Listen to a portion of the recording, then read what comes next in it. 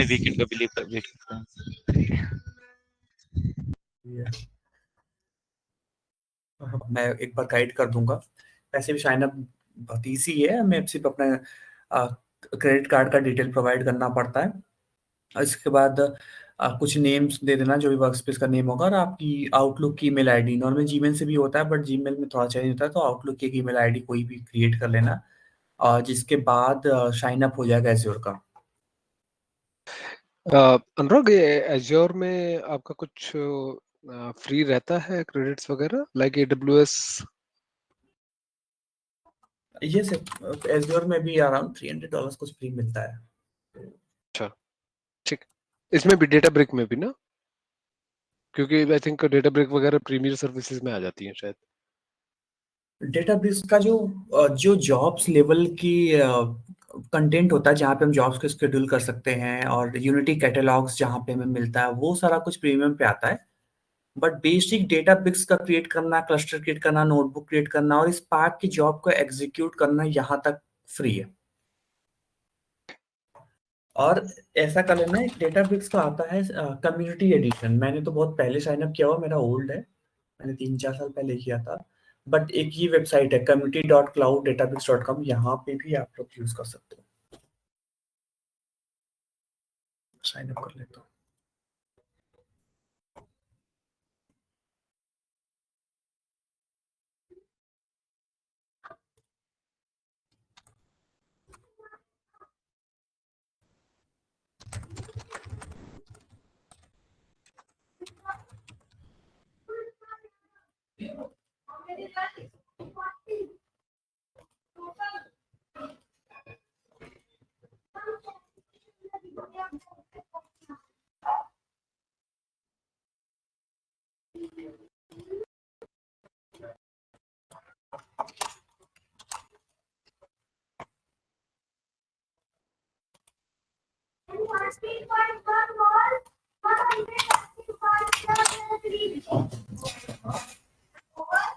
Azure से startup करते हैं, तो एज्योर में भी बेसिकली सिमिलर टू एज्योर का तो आप लोगों का आइडिया है कि एक मैं इस एक एग्जांपल स्टार्ट करता हूँ कि पहले क्या होता था डिफरेंस अगर क्लाउड नहीं था, और अभी क्लाउड होने से क्या एडवांटेज मिलता है।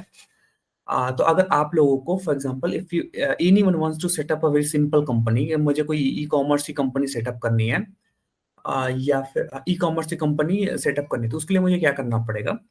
पहले मुझे अपने पास यूआई के लिए हमें कुछ सर्वर्स लेने पड़ेंगे, जिसके बाद हमारा एक फ्रेमवर्क क्रिएट होगा। फ्रेमवर्क के बाद मैं रीच आउट करूंगा डेवलपर्स को, वो डेवलपर्स हमारा प्रॉपर एक हमारी वेबसाइट्स क्रिएट होगी। वो वेबसाइट्स फिर किसी सर्वर पे पीछे हमें उसको होस्ट करना पड़ेगा, प्लस उसके पीछे डेटाबेसेस चलेंगे। जो भी डेटा कलेक्ट होगा उसके लिए हमें डेटाबेस चाहिए। उसके लिए हमें क्या करना पड़ेगा, सर्वर। पहले सर्वर क्या होता था, प्रॉपर एक सर्वर की रूम क्रिएट होते, सर्वर के अंदर हमें सारे हार्डवेयर खरीदने पड़ते थे, और उसमें भी सर्वर रूम होगा तो सर्वर रूम का कॉस्ट आता था। फिर उसके अंदर एसी चलेंगे, सर उसके अकॉर्डिंग फिर हायरिंग होगी, एक बंदा होगा जो 24/7 सर्वर रूम को मॉनिटर करेगा। फिर सिक्योरिटी है, और उसके अंदर फिर बैक टू बैक हर टाइम के साथ साथ उसके अंदर अपडेट्स आते हैं, सर्वर के अपडेट्स चलेंगे। उसके लिए फिर एक डेवऑप्स का बंदा चाहिए होगा। उसके बाद फिर एक डेवलपर चाहिए जो सर्वर के डेटाबेस को यूज करके डेटाबेस का क्वेरी लिखेगा। अब मैं नई कंपनी ओपन कर रहा हूँ, तो सारा कुछ करना मेरे लिए एक बहुत बड़ा चैलेंज होता था। मुझे नहीं पता मेरी कंपनी चलेगी नहीं चलेगी। अगर चलेगी, आज मेरे पास कितना डेटा है, और कल को मेरे 2 से 3 साल के बाद मेरे पास कितना डेटा आएगा।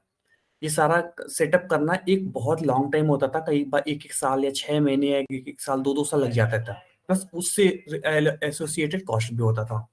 इतना टफ था स्टार्टिंग में। फिर वहां से एंट्री आया क्लाउड का। क्लाउड ने क्या किया, ये पूरा लाइफ साइकिल इजी कर दिया। Like we are doing shopping.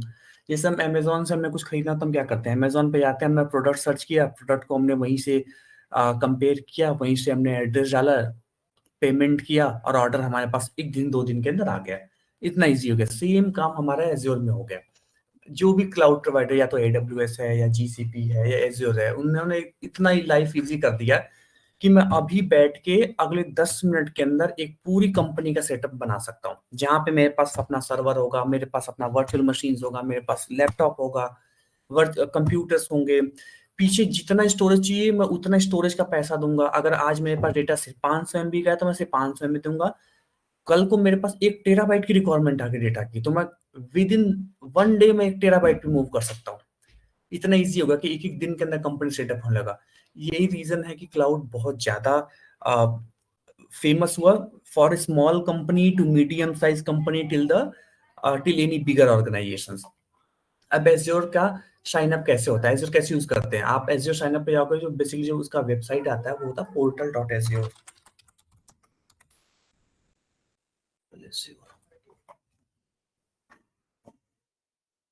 ये portal.azure.com।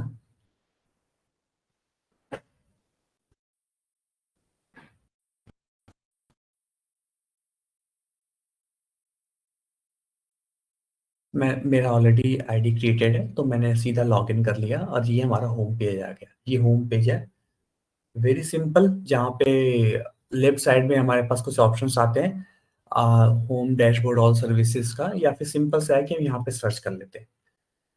अब जैसे हमें एक सर्वर क्रिएट करना है, मैं यहाँ पे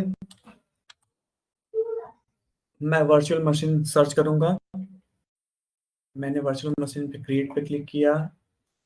एक सिस्टम में चाहिए, मैं एक लैपटॉप चाहिए मैं यूज करने के लिए, जहाँ पे हमारे पास रैम हो, विंडोज का सिस्टम हो, उबंटू, कोई भी आपको इमेजेस यूज करना हो, विंडोज सर्वर से लेके उबंटू और मैक, सारा सारा सिस्टम अवेलेबल होता है इसके अंदर।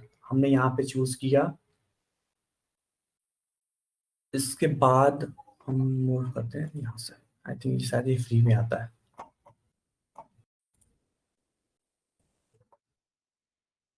मैंने वर्चुअल मशीन का नेम दिया, रीजन किस रीजन में क्रिएट करना है, अवेलेबिलिटी जोन, ब्ला ब्ला ब्ला, ये सारा कुछ हमने क्रिएट किया।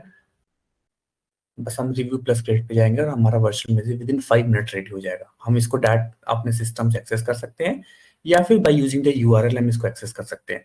तो अब इसका यूज हमारे रोल में कहाँ होता है? हमें नॉर्मली वीएम क्रिएट नहीं करना पड़ता है, क्योंकि ये हार्डवेयर की चीजें, हार्डवेयर या कह लो, या फिर ऐसे कह लो कि ये डेवऑप्स के कंपोनेंट्स होते हैं, वो हमें मिलता है। एज अ डेटा इंजीनियर्स हम क्या करते हैं, हमें कुछ वर्चुअल मशीन्स मिलते हैं जिसके ऊपर में वर्क करना पड़ता है। वर्चुअल मशीन्स में क्या होता है, कई बार क्या होता है कि हम अपने लैपटॉप के सिस्टम्स को यूज नहीं करते हैं फॉर आवर डेवलपमेंट पर्पस। क्यों? क्योंकि डेटा लीक के चांसेस होते हैं, कंपनी का अपने इंटरनल फाइल्स मूव करना है, कुछ भी यूज करना है। बहुत बार क्या होता है कि अगर आप सेम कंपनी में यूज करो तो वो आपको अपना लैपटॉप कॉन्फ़िगरेशन देते हैं, तो वहां पे तो डायरेक्टली लोग यूज कर लेते हैं सिस्टम को। अदरवाइज अगर ऐसा कुछ रिमोट जॉब्स होती है, या फिर कोई थर्ड पार्टीज चल रहा है, जैसे कि किसी कंपनी ने किसी और को दिया, उस कंपनी ने किसी और को दिया, तो वहां पे वर्चुअल मशीन्स मिलती हैं कि डेटा लीक ना हो।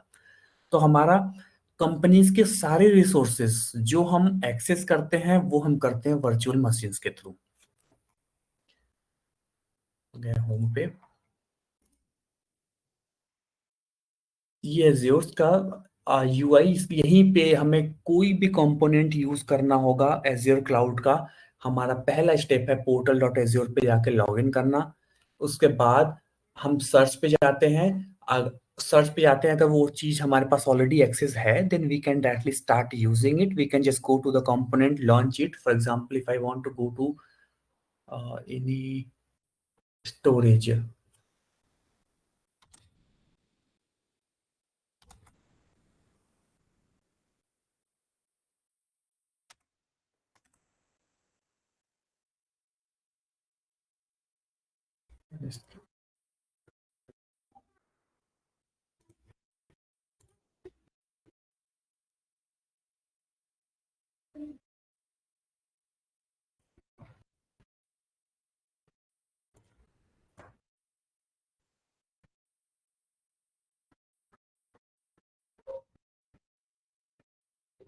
मेरा फ्री वर्जन नहीं है, पुरानी अकाउंट है, तो मैंने सारे कंपोनेंट डिलीट कर दिए कि पेमेंट ना चलता रहे, मेरे आउटस्टैंडिंग आ रहा है।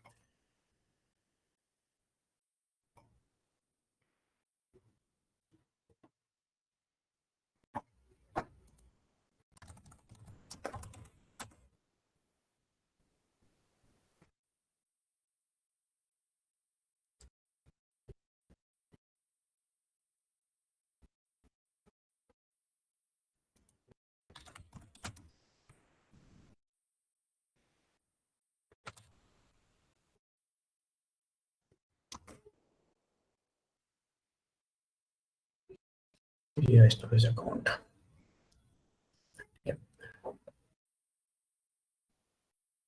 एज्योर के अंदर जो हमारा डेटा लेक क्रिएट होता है वो आता है स्टोरेज अकाउंट के अंदर। यहाँ पे मल्टीपल स्टोरेज अकाउंट्स क्रिएट होते हैं। हम ऑर्गेनाइजेशंस के अंदर हमारे पास यूएटी के अपना यूएटी का अपना स्टोरेज अकाउंट होता है, और डेवलपमेंट इन्वायरमेंट होता है, एसआईटी इन्वायरमेंट्स होते हैं, प्रोडक्शन इन्वायरमेंट होता है। वो सारे यहाँ पे अकाउंट्स अवेलेबल होते हैं, और जब हमें केटी मिलता है तो वहाँ पे इंफॉर्मेशन प्रोवाइड कर दी जाती है कि आपको डेवलपमेंट के लिए कौन सा एडीएलएस यूज करना है। इट्स सिंपल, बस हम जाके ओपन करते हैं। ये पे स्टोरेज ब्राउजर का ऑप्शन आता है। ये रहा ब्लॉक कंटेनर। ब्लॉक कंटेंट्स के अंदर ऐसे फोल्डर्स क्रिएट रहते हैं। एडीएलएस पे भी हम फोकस करेंगे कि एडीएलएस क्या होता है। ये होता है एज्योर। एज्योर आप लोग ऑलरेडी अवेयर हो क्लाउड से, तो मैं बहुत ज्यादा एक्सप्लेन नहीं करूंगा, क्योंकि ऑलरेडी आप लोग ये सब स्टोरेज और बेसिक डेटा लेवल का इंफॉर्मेशन है, और इसका यूआई हम बाद में अपने डेवलपमेंट के टाइम पे बार बार ओपन करेंगे। बट ये आपको याद रखना, portal.azure.com is the entry point, जहां से हम एज्योर के अंदर एंट्री लेंगे। इसके अंदर जो भी कंपोनेंट्स हम जो भी यूज करेंगे, डेटाबेस यूज करेंगे, या फिर डेटा लेक यूज करेंगे, या सीक्वल का डेटाबेस यूज करेंगे, या रियल टाइम स्ट्रीमिंग करेंगे, कुछ भी करेंगे, हमेशा यही से हमें जाना उसके कंपोनेंट तक। अनुराग, एक छोटी सी रिक्वेस्ट है कि whenever you will be navigating through this Microsoft Azure ना, तो आप उसको जो भी आप उसमें रिसोर्स आप हमें बता रहे होंगे उसका कंपेटिबल रिसोर्स AWS के अकॉर्डिंग भी एक बार थोड़ा सा बता दीजिएगा, because particularly me, Aditya and Pooja are working on the AWS only.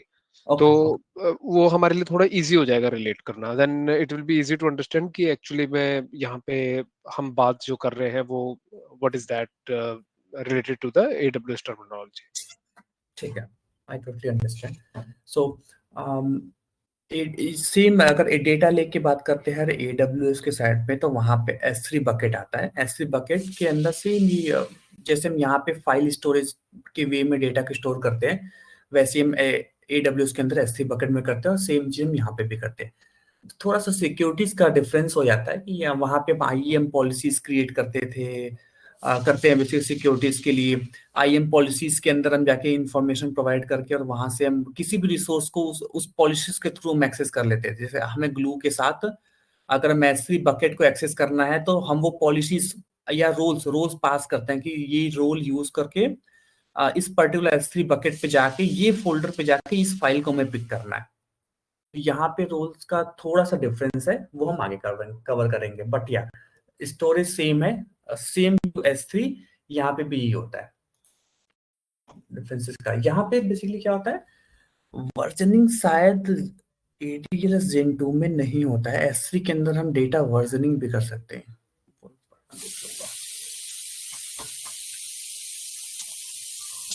हमारी जो क्लास है वो है Azure डेटा लेक।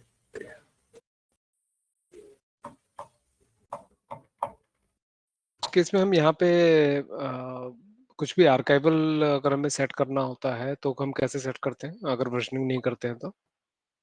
इसका वर्जनिंग का भी थोड़ा डिफरेंस हो रहा है। इसके अंदर जैसे S3 के अंदर 6 और 7 टाइप्स ऑफ स्टोरेज प्रोवाइड्स होते हैं, जहाँ पे वो ग्लेशियर होता है, एक होता है सिंपल जनरल स्टोरेज जो हम S3 बकेट क्रिएट करते हैं। फिर हम उसको आर्काइव करने के लिए वो पॉलिसी, वो रूल्स क्रिएट करते हैं कि after some times you will automatically archive the data to the next level. ऐसे 6 टाइप्स ऑफ स्टोरेज प्रोवाइड होते हैं।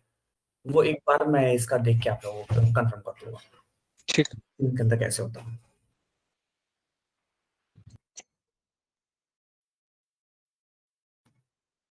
Let's start with the next lecture.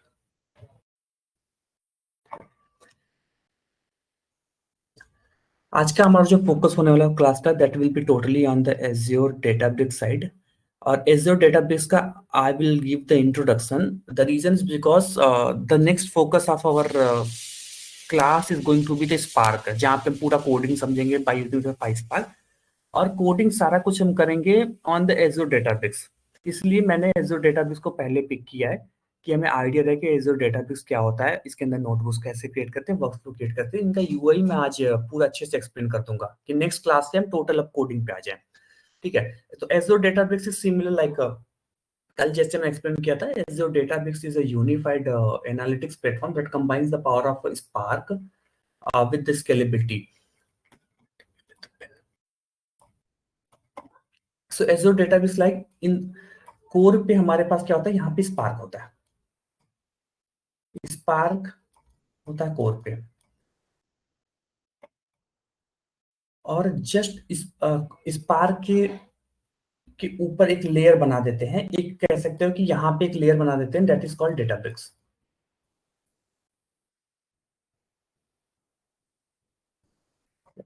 Spark की जो ओपन सोर्स, वो मैंने आप लोगों को कहीं पे एक्सप्लेन किया होगा, यहाँ पे spark is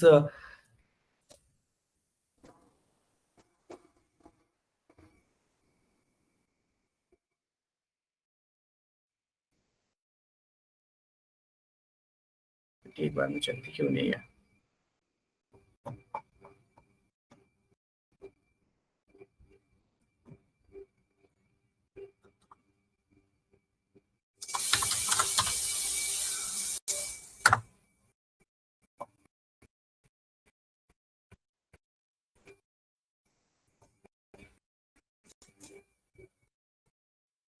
Spark is a multi-language engine for executing data engineering, data science, and machine learning on a single node machine or the clusters.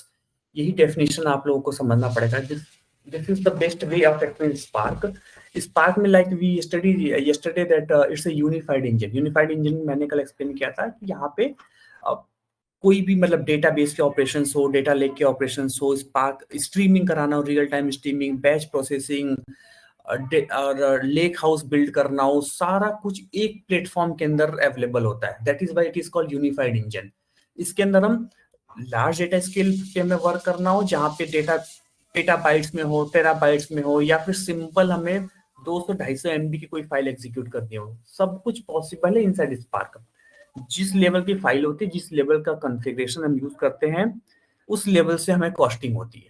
इस पे जो कॉस्टिंग होती है वो मैक्सिमम क्या होती है, प्रोसेसिंग की कॉस्टिंग होती है, जिस लेवल का हम सीपीयू यूज कर रहे हैं। इस that is the reason is called unified platform.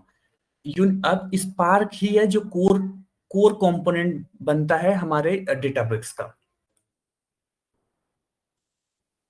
से बात है, यहाँ पे जो स्पार्क है that is open source processing engine, इसको बोलते हैं। It's totally processing engine. Processing engine why I am using it because it does not store any kind of information. ये कुछ भी स्टोरेज नहीं देता। इसको स्टोरेज के लिए डिपेंडेंसी बनती है किसी भी डेटा लेक की, या तो वो S3 के बनेगी या ADLS के बनेगी, या डेटाबेस इवन जब इंस्टॉल होता है तो डेटाबेस अपने साथ कुछ स्टोरेज लेकर आता है। बैकएंड से वो कनेक्ट होता है ADLS से, तो ADLS से कुछ स्टोरेज वो स्टोर कर लेता है जो वो प्रोवाइड करता है स्पार्क को। Spark is a processing engine, complete processing engine that will be used just for processing the data. ये स्पार्क है। स्पार्क के जस्ट ऊपर आता है डेटाबेस। यहाँ की टॉप पे हमारा एज़्योर आ जाता है। यहाँ पे हमारे एज़्योर के कंपोनेंट्स आते हैं। ये जो कॉम्बिनेशंस बनता है टॉप टू बॉटम का, that is called Azure Databricks. Azure Databricks से वी गेट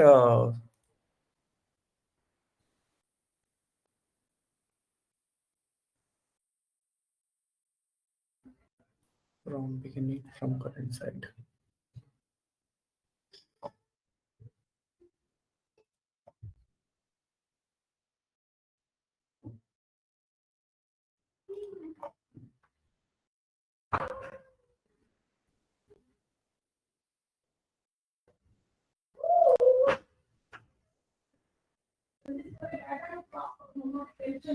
सॉरी यार, स्लाइड सी मूव नहीं करी। नेक्स्ट पे एक मिनट, नेक्स्ट क्लोज करता हूँ।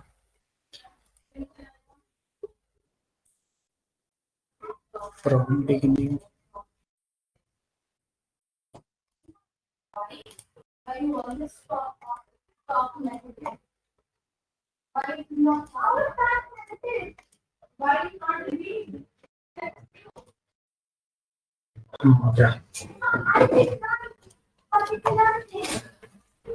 So Azure Databricks में we have the best of Databricks and Microsoft both available.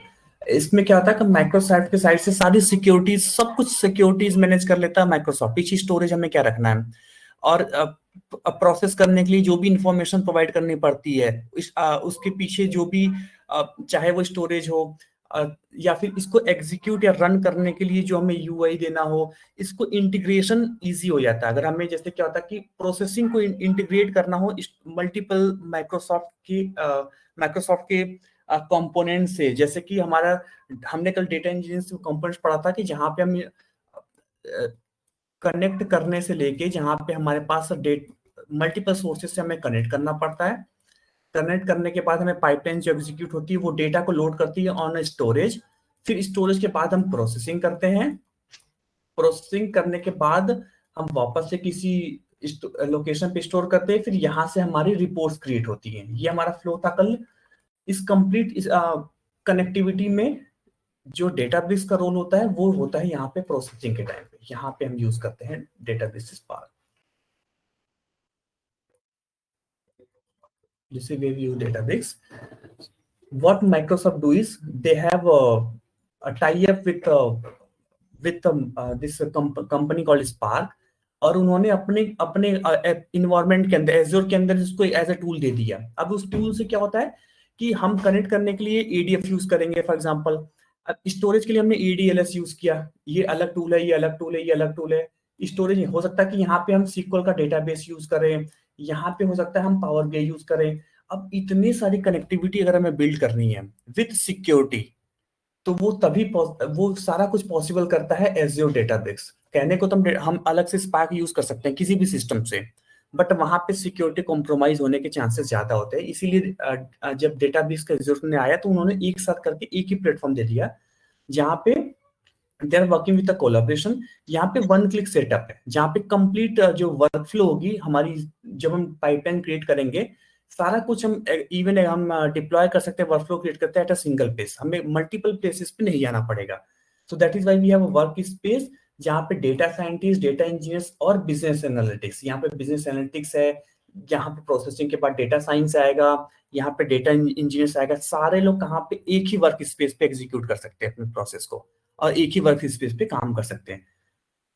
Native integration जैसे मैंने भी आपको एक्सप्लेन किया कि कोई भी पावर BI हो या फिर यहाँ पे SQL है तो SQL का डेटाबेस हो या इनका ये ब्लॉब स्टोरेज हो, वो सारा कुछ बैकएंड में ऑटोमेटिकली वो इंटीग्रेट होता है। That is why it provides the enterprise grade Azure security. यही रीजन है कि हम एज़्योर डेटाबेस को यूज करेंगे अपने कंप्लीट स्पार्क के एग्जीक्यूशन में। अब यहाँ पे बात आती, यस अनुराग, मेरा क्वेश्चन था कि आप एक बार मेरे को डेटा ब्रिक्स को अगर मैं सिंपल लेमैन में अगर समझना चाहूँ कि that what the data brick is, मतलब ये होलसम में एक पूरा का पूरा डेटा इंजीनियरिंग के लिए एक सूट प्रोवाइड कर रहा है हमें, similar to what Snowflake provide, और या फिर ये एज्योर की तरफ से जस्ट एक कंप्यूटेशन सर्विस है जिसके अंदर मैं फिर स्टोरेज को और जो अपने डेटा पाइपलाइंस पर स्पार्क को यूज करके और फिर मैं इसका एक पूरा का पूरा पाइपलाइन पूरा एक क्या कहते हैं उसको, एक एनवायरनमेंट में क्रिएट करूंगा डेटा इंजीनियरिंग के लिए। So how will you define, means थोड़ा सा ना मैं इसको रिलेट नहीं कर पा रहा हूँ कि डेटा ब्रिक्स अपने आप में है क्या। डेटाबेस जब स्टार्टिंग जब डेटाबेस आया था it was a complete processing engine जिसके अंदर कोई भी स्टोरेज नहीं था, और अभी भी स्टोरेज इसके अंदर नहीं। ये है क्या, इस डेटाबेस के पीछे अभी मैंने कोर बताया कि स्पार्क है। Spark is a processing engine. So database is a kind of processing engine that is provided by Spark, backend में होता है, but it has integrated new functionalities like our databases, जहाँ पे नए कंपोनेंट जैसे कि डेटा लेक हाउस के जो कंपोनेंट्स आ गए, डेल्टा लाइव टेबल्स आ गए, वो सारा कुछ नए नए फंक्शनलिटी आ गया। बट हमें अपने बैक ऑफ द माइंड ये हमेशा रिमेंबर करना कि ये अभी भी एक प्रोसेसिंग इंजन है जहाँ पे हम डेटा को प्रोसेस करते हैं, और इसके अंदर जो वर्क स्पेस क्रिएट होता है ये हमें एक वर्क स्पेस प्रोवाइड करता है। अब इस वर्क स्पेस के थ्रू, अभी आपने बोला ना कि यहाँ पे वर्क स्पेस के थ्रू हम कोई भी ऐसा काम कर सकते हैं, वो हम जैसे स्नोफ्लेक के अंदर हम क्वेरी एग्जीक्यूट करते हैं वो काम हम यहाँ पे भी कर सकते हैं। हम स्नोफ्लेक के अंदर अगर हम बैकएंड में ना जाके वो कैसे डेटा स्टोर कर रहा है, अगर हम इतना डीप में ना जाए तो यस, इसके अंदर भी क्या होता है कि ये भी डेटा स्टोर कर लेता है और उस डेटा को रीड करना, राइट करना, प्रोसेस करना, और उस डेटा को फाइनल रिपोर्ट लेवल तक रेडी करना, वो सारा कुछ एक एक वर्क स्पेस के अंदर क्रिएट हो जाता है डेटाबेस के अंदर। सो ऑल इन ऑल इसने हमें एक तरीके से एक सूट प्रोवाइड कर दिया है, राइट? Yes, right. तो ये कि जो जो डेटा इंजीनियरिंग के कंपोनेंट्स में मल्टीपल होते हैं, वहीं पे आपने इसने हमें एक पूरा का पूरा सूट प्रोवाइड कर दिया। Yes, correct. ये होता है कि इंटरैक्टिव वर्क स्पेस प्रोवाइड करता है Databricks that will help data science, data and business. They all should work on one platform and can be able to do all level of operation that they want to do. तीनों लोग ये तीनों जो profiles है वो क्या करेंगे, वो उनको क्या चाहिए, कनेक्शन चाहिए, स्टोरेज चाहिए, फिर प्रोसेसिंग चाहिए, फिर उसके बाद ऊपर कुछ सीक्वेंस की कोड्स या फिर कोई एमएल ऑपरेशन चलाना हो, मे बी कोई मॉडल चलाना हो और रिपोर्ट करना, वो सारा कुछ एक वर्क स्पेस के अंदर आ जाता है। ये प्रोवाइड करता है एज़्योर डेटाब्रिक्स।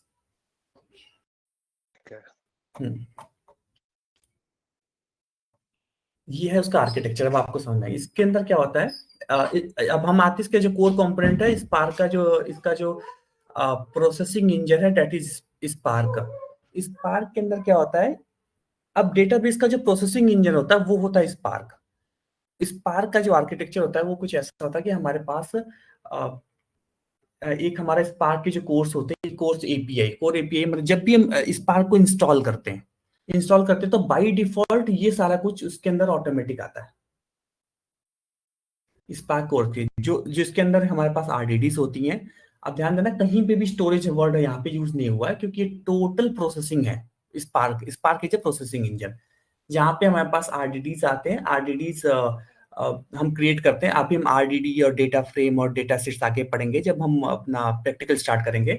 अभी के लिए टर्म्स याद रखो कि हम जब भी स्पार्क इंस्टॉल करते हैं, स्पार्क इंस्टॉल होता है by using some core APIs के अंदर, जहाँ पे आरडीडी होता है बैकएंड में, और आरडीडीज के नीचे हमारे पास स्पार्क के अपने कुछ रिसोर्स एलोकेटर्स चल रहे होते हैं, जैसे कि अपाचे के मेसोस या यान बेसिकली यूज होता है रिसोर्स एलोकेटर।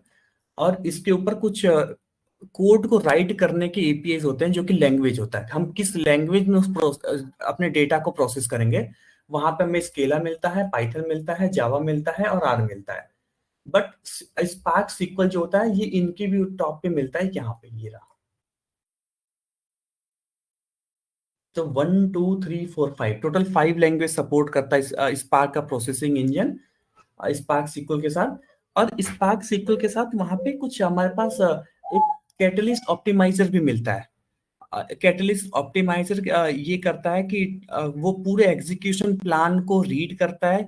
जो भी हम प्रोसेस को एग्जीक्यूट कर रहे होते हैं उस एग्जीक्यूशन प्लान को रीड करके उस प्लान में जो ऑप्टिमाइज्ड प्लान होता है, जो सबसे फास्ट वे होता है किसी भी कोड को एग्जीक्यूट करने का, वो फास्ट कोड एग्जीक्यूट करने का जो फीचर प्रोवाइड होता है स्पार्क में, वो होता है कैटलिस्ट ऑप्टिमाइजर में।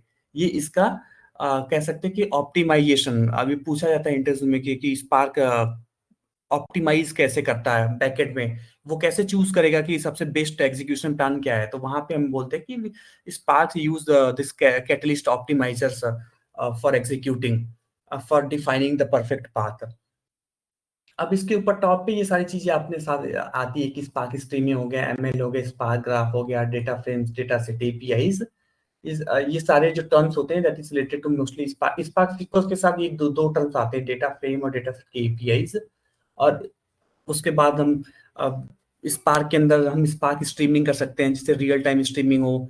स्पार्क के अंदर हम एमएल ऑपरेशंस चला सकते हैं और स्पार्क के अंदर ग्राफ क्यूएल, जैसे कल मैं बताता कुछ ग्राफ के बेस पे भी कुछ कोडिंग की जाती है। यहाँ तक हम नॉर्मली यूज नहीं करते, हम जो यूज करते हैं वो यहीं तक करते हैं डेटा फ्रेम्स और डेटा सेट एपीआईज पे। तो ये है हमारा कोर आर्किटेक्चर स्पार्क का। सबसे पहले कोर अनुराग, ये मोर of components and less of architecture है। सो ये आप बता रहे हैं स्पार्क के कंपोनेंट्स क्या क्या हैं, क्या क्या मतलब how this what are the various things under the Spark's umbrella. We are not looking for that probably. Okay, मतलब हम because it's very new thing for us, we understand that Spark आप कल हडूप वर्सेस स्पार्क कर रहे थे। Hadoop was more of कि उसमें बता रहे थे कि it was it was more of disk based processing हो रही थी, इसलिए वहां पे स्लो होता था, एंड स्पार्क में मे बी इन मेमोरी होती है इसलिए फास्ट होता है, 10x fast and all those things, ठीक है। अगर हमें स्पार्क को रियली में अंडरस्टैंड करना, मतलब अगर, ताकि हम, मतलब अभी हमें स्पार्क स्पार्क मतलब स्पार्क पता है बस, ना कि हाँ एक अपाचे स्पार्क होता है, दैट्स इट, ना पता है हमें। लेकिन हम थोड़ा जेन्युइनली अंडरस्टैंड करना चाहें कि स्पार्क क्या होता है, तो अगर आप आर्किटेक्चर को क्विकली जिप थ्रू कर दें तो वो भी बेटर रहेगा। अगर हम आई अंडरस्टैंड कि हम इतना डिटेल में जाने की जरूरत नहीं होगी, तो वो real architecture, this is component, I guess. एक तो ये पॉइंट हो गया। सेकंड पॉइंट ये हो गया कि जो आप हमें प्रीवियस स्लाइड पे दिखा रहे थे, डाटा ब्रिक्स पे हमने स्टार्ट कर दिया। आई गेस उस पे जाने से पहले, डाटा ब्रिक्स की डिटेल पे जाने से पहले ना, हम सभी को ये चाहिए होगा कि व्हाट इज माइक्रोसॉफ्ट्स ये डाटा इंजीनियरिंग टेक स्टैक, ठीक है। हमें बेसिकली कहाँ पे हमारे पास एज्योर डाटा फैक्ट्री कहाँ पर आती है, किस चीज़ों के लिए हम, जैसे ईटीएल हम कैसे करते हैं हाई लेवल, साइनैप्स कहाँ पर आता है, अच्छा, ये हमारे पास and, एडीएक्स कहाँ पे आता है। मतलब हमें एक एटलीस्ट होलिस्टिक पिक्चर दो, ओवरऑल पिक्चर, सो दैट कि वी अंडरस्टैंड कि हम फिट इन कर पाए भी चीज़ों को। हमने अभी अब क्या कर रहे हैं, सीधा डाटाब्रिक्स पे हमने जंप किया। हो सकता है कि आप आगे बताएं, बट लेकिन जैसे जो निशांत का कुछ कंफ्यूजन था, वो इसलिए कंफ्यूजन था क्योंकि हमें, आपने बताया कि Databricks is a processing unit, and processing किस पे करेगा, वो ऑन टॉप ऑफ वो सिनैप्स पे करेगा वो, या वो जेन 2 आपने जो वो आपने स्टोरेज बताया था कल, किस पे करेगा। तो एक ऐसा कुछ आपके पास अगर आर्किटेक्चर डायग्राम हो ना, तो हम उसको ज्यादा कोरिलेट कर पाएंगे। अभी हम इसको कोरिलेट नहीं कर पा रहे। दिस इज हाँ, मैं मतलब, बात समझ रहा हूँ। यही रीजन है कि मैंने आपसे स्टार्टिंग में बोला था कि मैक्सिमम बहुत सारे जो ऐसे टर्म्स आएंगे जो अभी आप लोग कोरिलेट नहीं कर पाएंगे, बट मैं फिर भी डेटाबेस इस रीजन से पढ़ा रहा हूँ क्योंकि अभी हमारा जो फोकस है वो कोडिंग साइड पे जाएगा, स्पार्क पे। अगर जैसे ही हम पाइस्पार्क एक बार को अंडरस्टैंड कर लेंगे, क्योंकि अभी आप लोग जस्ट पाइथन पढ़ के आए हो, और कोडिंग पे ही सबसे ज्यादा इंटरव्यू क्वेश्चन आता है। जब हम कोडिंग थोड़ा सा स्पार्क पढ़ लेंगे, फिर जब हम end to end pipeline create करेंगे, एक बार मैं चलो भाई एक आइडिया दे देता हूँ कि एंड टू एंड पाइपलाइन कैसे एंड टू एंड चलती है, उसके अंदर स्पार्क कहाँ पे फिट होता है। लेकिन जब हम स्पार्क पढ़ लेंगे, फिर हमारा टोटल जो एक क्लास रहने वाला है एज़्योर डेटाबेस के अंदर, जब हम जॉब्स क्रिएट करेंगे, जब हम जॉब्स पे जाएंगे, या फिर जब हम डेप्थ में डेटाबेस को पढ़ेंगे यूआई के अंदर जाके, जब मैं एक एक कंपोनेंट, अभी मैं आप लोगों को नोटबुक बनाना बताऊंगा और अभी मैं यूआई एक्सप्लेन करूंगा ना, अभी तो सिर्फ हम डेफिनेशन समझ रहे हैं। ये रीजन है। अभी हाँ फॉर्मूला मतलब एक, अगर मतलब मेरा पॉइंट ये था कि अगर आप एक हाई लेवल चाहे गूगल से अभी हम क्विकली एक आर्किटेक्चर देख रहे हैं कि maybe how this whole tech stack, holistic picture कैसी है, मतलब how this Azure data engineering tech stack look like, या फिर ये डाटा ब्रिक्स में भी मतलब चीजें जो स्पार्क का आर्किटेक्चर जैसे आपने बताया, वो आई थिंक वो it was lesser of architecture, more of components. मैं बता वी देता we want to connect the हूँ। डॉट्स, है ना, हमें less, we are preparing lesser for the interview, more for our knowledge, तो वो थोड़ा सा राइट, ठीक है, मैं थैंक्स। को ठीक है, मैं को बता अनुराग, इसमें जैसे ना मैं एक चीज और ऐड ऑन कर देता हूँ, just to let you know कि भी मतलब हमारे दिमाग में कंफ्यूजन्स क्यों क्रिएट हो रहे हैं और वो ऐसा क्यों हो रहा है कि वो डॉट्स कनेक्ट नहीं हो पा रहे। द रीजन इज लाइक अभी आप जब स्पार्क का वो बता रहे हैं, जब आप जो भी आपने कंपोनेंट्स वहां पे दिखाए हैं, यू शोड अस यान और क्यूबरनेट्स वगैरह का वहां पे आपने ऑप्शन दिखाया, लेकिन वहीं पर्टिकुलरली वी हैव सीन कि yarn is specifically used in the EMR processes rather than in the normal storage processes.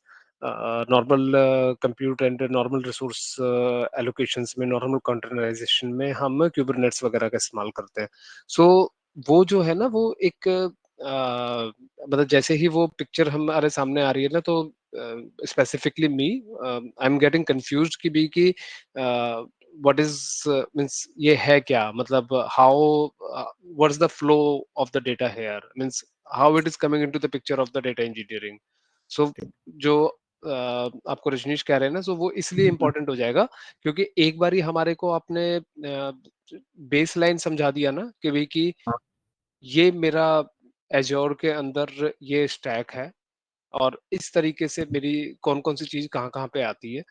So okay. फिर हमारे लिए वो बहुत इजी हो जाता है रिलेट करना, और फिर उसके आगे आप कोडिंग वगैरह पे लेके जाएंगे तो वो बहुत इजी हो जाएगा हमारे लिए। अदरवाइज वो क्या है ना, माइंड में ना एक कंफ्यूजन ये क्रिएट होता रहेगा बार बार कि इसकी इम्प्लीमेंटेशन है क्या, कर क्यों रहे हैं हम, ये आ कहाँ से गया है ये एकदम से। समझ गया। समझ गया। मैं एक पाइपलाइन स्टार्ट कर देता हूँ। एक पूरा मैं एंड टू एंड फ्लो बता देता हूँ, जो कि हम आगे प्रोजेक्ट भी क्रिएट करेंगे तो कैसा प्रोजेक्ट क्रिएट करेंगे। तो डेटा इंजीनियरिंग वर्ड जैसे ही हमारे माइंड में आएगा, कल मैंने जैसे बताया था, हमें 3 वर्ड पे फोकस करना है, that is extraction, transformation and loading. और अभी इंटरव्यूज में 1-2 और वर्ड यूज होता है, एक्सट्रैक्शन, लोडिंग एंड ट्रांसफॉर्मेशन। यही होता है मॉडर्न वेब। हम ईएलटी पे वर्क करते हैं। ईटीएल वाज हम तब यूज किया करते थे जब हम डेटा वेयरहाउसिंग कॉन्सेप्ट पे वर्क करते थे। मतलब ऑन प्रेम पे, क्लाउड पे ईएलटी चलता है, ऐसे समझो आप। ऑन प्रेम पे ईटीएल, बट क्लाउड पे ईएलटी चलता है। जितने भी आप क्लाउड के पाइपलाइंस एग्जीक्यूट होगा, वो किसी भी पे होगा, जीसीपी पे होगा, एडब्ल्यूएस पे होगा या इस पे होगा, हमेशा हम ईएलटी अप्रोच पे चलते हैं, क्योंकि ईएलटी अप्रोच के अंदर एडवांटेज ज्यादा होता है। तो अभी जब हम जो अपनी पाइपलाइन क्रिएट करेंगे, या फिर जो भी हम एज़्योर पे पाइपलाइन करेंगे, वो हम ईएलटी पे करेंगे। अब ईएलटी में 3 कंपोनेंट आता है, दैट इज एक्सट्रैक्शन, फिर हमारा होता है लोडिंग, और फिर होता है ट्रांसफॉर्मेशन। ये तीनों वर्ड आप लोगों को ऑलरेडी क्लियर होगा। अब हमारा एक्सट्रैक्शन आता है। एक्सट्रैक्शन के लिए एज्योर के अब एक्सट्रैक्शन जो होता है वो आउटर वर्ल्ड से कनेक्ट होता है। मैक्सिमम बाहर से कहीं से डेटा हमें एक्सट्रैक्ट करना है। कल हमने बजाज का एग्जांपल दिया था। बजाज के एग्जांपल हमने बताया था कि हमारे वेंडर्स हैं, जैसे डिलीवरी हो गए, इंडियन पोस्ट होगा, उनके पास हमारे पास डेटा आएगा। हमारे एसएपीस हैं, कुछ इंटरनल सीआरएम्स हैं, वो डेटा आएगा। तो वो जो भी ऐसा एक्सटर्नल इन्वायरमेंट है जहाँ पे डेटा क्रिएट हो रहा होगा, जहां से हमें डेटा को पिक करना है, that comes under the extraction. तो जो कलेक्शन और इंजेक्शन का पार्ट आता है, यहाँ पे हम आउटर वर्ल्ड से कनेक्ट करते हैं, जहां से भी हमें डेटा को लोड करना है सिस्टम में, जहां कोई कंट्रोल नहीं था। अब एक्सट्रैक्ट करने के लिए हमें कुछ टूल्स यूज करने पड़ेंगे। अब वो टूल जो एडीएफ जो हमें प्रोवाइड होता है एज्योर के अंदर, वहां पे हम यूज करते हैं एज्योर डेटा फैक्ट्री, जो हम कवर करेंगे। ADF is very important, ADF ही सबसे ज्यादा यूज होता है। ठीक है, लोग इवेंट हब भी करते हैं रियल टाइम पे। जब मैं नियर रियल टाइम पे जाऊंगा तो मैं आप लोगों को बता दूंगा, but normally ADF he use होता है हर जगह। हम एडीएफ की पाइपलाइन करते हैं। एडीएफ की पाइपलाइन पे जब हम क्रिएट करने पे जाएंगे, जब हम इसको इन डेप्थ पढ़ेंगे, तो यहाँ पे ऑप्शंस आएगा, सोर्स, टारगेट और ट्रांसफॉर्म, कि हमें क्या सोर्स कनेक्ट करना है। इसके अंदर हम डिफाइन करते हैं सोर्स, हमें जो भी आईओटी डिवाइस से करना है, फोन, एपीआई, इवेंट्स, पाके फाइल, जो भी होगा, यहाँ पे हम सोर्स कनेक्ट करते हैं। और यहीं पे हम टारगेट देते हैं। टारगेट किसका आएगा? लोडिंग का। लोडिंग कहाँ पे होगा? वो हम लोड कर रहे होते हैं अपने स्टोरेज में। हमारे स्टोरेज 2 टाइप्स की होती हैं, दो क्या तीन तीन टाइप्स की होती हैं। एक तो हमारा डेटा वेयर हाउसिंग का स्टोरेज होता है, एक होता है डेटा लेक का, और एक होता है लेक हाउस आर्किटेक्चर। अभी लेटेस्ट में लेक हाउस आर्किटेक्चर चल रहा है, जो कि मिक्स है डेटाबेस और डेटा वेयर हाउस, और डेटा लेक दोनों को मिक्स करके एक नया आर्किटेक्चर आया लेक हाउस, वो हम आगे उसको पढ़ेंगे। तो वहां पे हमें लोड करना है। अब उसके लिए क्या होता है, डेटा लेक पे जाते हैं हम। नॉर्मली डेटा लेक, डेटा, ये हमारा डेटाबेस स्टोरेज है, जहाँ पे हम डेटा को लोड करते हैं इन एडीएलएस। इसके अंदर एडीएलएस कहीं दिख रहा है क्या? यहाँ पे नहीं है। तो हम एडीएलएस जेन 2 के अंदर डेटा को लोड करेंगे। ये हमारा बनेगा डेटा लेक। एडीएलएस के अंदर जब जैसे डेटा लोड हो जाता है हमारे पास, मतलब लोडिंग का प्रोसेस हो गया, एक्सट्रैक्शन हो गया बाय यूजिंग एडीएफ, लोडिंग हो गया, लोडिंग हो गया इनटू स्टोरेज अकाउंट, वो हो गया एडीएलएस जेन 2 पे। फिर हमें करना ट्रांसफॉर्मेशन। ट्रांसफॉर्मेशन मतलब यहीं पे हम सारे लॉजिक्स अप्लाई करेंगे। कल जो हम डिस्कस कर रहे थे कुछ लॉजिक्स का, कि हमें प्रोडक्ट के बारे में इंफॉर्मेशन चाहिए, कौन सा प्रोडक्ट टॉप सेलिंग है, कौन सा प्रोडक्ट लीस्ट सेलिंग है, कौन सा प्रोडक्ट आउट ऑफ स्टॉक है। अब उसके लिए हमें लॉजिक्स लगाने पड़ेंगे। लॉजिक्स लगाने पड़ेंगे मतलब ट्रांसफॉर्मेशन करना पड़ेगा डेटा को, तो ट्रांसफॉर्मेशन व्हाट करना इज, पड़ेगा। अनुराग, इसमें एडीएलएस आपका है क्या, मतलब एक्चुअली में है क्या चीज? ये स्टोरेज है हमारा, ये स्टोरेज में। स्टोरेज है, ये हाँ इट्स इट, ये आपने बोल दिया कि ये अपना जो भी है, मतलब हमारे पीछे काइंड ऑफ S3 बकेट होगा या जो भी होगा, इट्स अ स्टोरेज, राइट? यहाँ पे एग्जैक्ट। हमारा लोड हुआ। Okay, now coming to words, जो इसी मैं इस डायग्राम को देख रहा हूँ, इसमें डायग्राम में जो हमारा थर्ड पार्ट है, आई अंडरस्टैंड कि फर्स्ट वाज कि देखिए हमारा सोर्स क्या होना है, सेकंड हाँ इज हम क्या हम टूल यूज करने वाले हैं फॉर एक्सट्रैक्टिंग दैट लोड, तो हम्म, उसमें आपका एडीएफ आ गया, चाहे सिनेप्स आ गया, ठीक है। हाँ Spark table I am not able to relate it, but yeah that's okay, ठीक है। अब इसमें जब मैं थर्ड पे आया तब कंप्यूट, एनरिच एंड ट्रांसफॉर्म, ठीक है।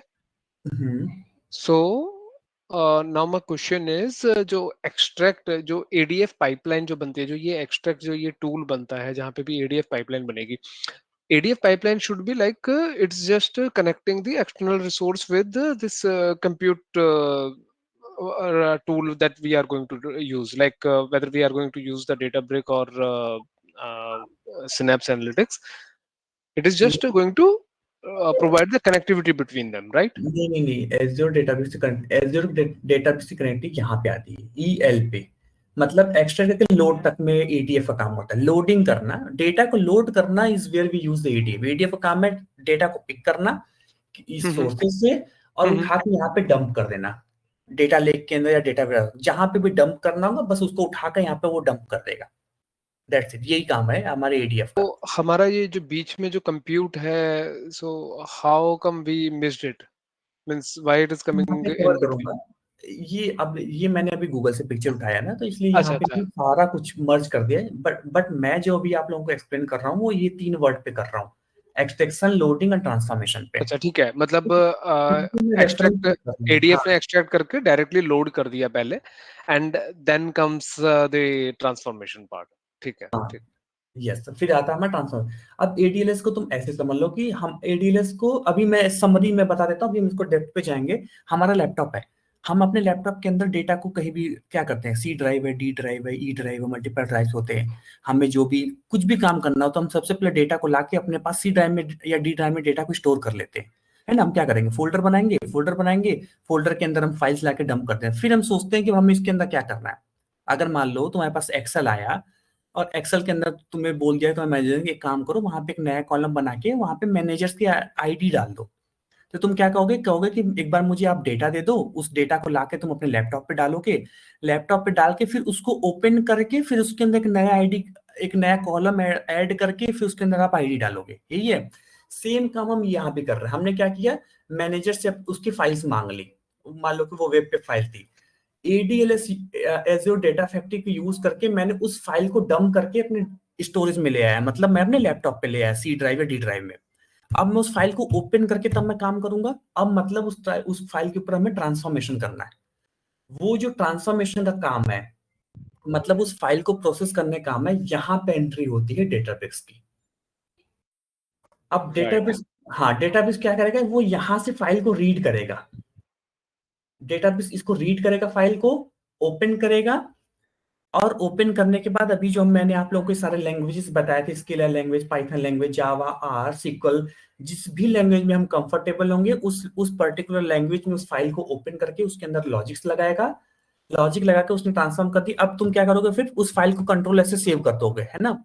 यहाँ पे वही करेंगे, वापस से जैसी फाइल हमारी प्रोसेस होगी वापस से लाके इस फाइल को वो सेव कर देगा अगेन, एक नए फोल्डर में जनरेट करके, या फिर मतलब ये एडीएलएस के अंदर फिर से वो हमारा डेटा लेक के अंदर लाके फाइल को लोड कर देगा। अब या तो तुम डेटा लेक में स्टोर कर दो या डेटा वेयरहाउस में, ठीक है। अब वो फाइल हो गया, अब तुम क्या कहोगे अपने मैनेजर के कि मैंने फाइल रेडी कर दिया, मैंने मैनेजर आईडी ऐड कर दिया, अब आप उस फाइल को यूज कर लो। अब वो फाइल यूज करने के लिए मैनेजर को डायरेक्ट तुम्हारे सिस्टम का एक्सेस तो है नहीं, अब तुम्हें उस फाइल को कहीं भेजना पड़ेगा। वो भेजने के लिए हम वापस से एडीएफ को बोलेंगे, काम करो एडीएफ, यहाँ से इस फाइल को फिर से पिक करो और उठा के इस फाइल्स को डाल दो हमारे किसी पावर बीआई रिपोर्टिंग में या फिर किसी डेटाबेस के टेबल्स में। यहाँ पे हमने फॉर एग्जांपल हमने एक सीक्वल का टेबल बना दिया या स्टोरेज में डाल दिया यहाँ पे। अब मैं मैनेजर को बोलूंगा कि यहाँ से तुम फाइल को एक्सेस कर लो, और यहाँ पे मैं इस पर्टिकुलर बंदे को एक एक्सेस दे दूंगा कि now you have the access, go to this location और यहाँ से इस फाइल को एक्सेस कर लो। ये जो कंप्लीट फ्लो होता है यही काम हम इसके अंदर भी एज़्योर डेटा फैक्ट्री को यूज करके, डेटाबेस को यूज करके, डेटा लेक के स्टोरेज को यूज करके हम सारा काम करते हैं। तो अभी हम अपना जो प्रोजेक्ट बनाएंगे, हम अपने प्रोजेक्ट में क्या करेंगे,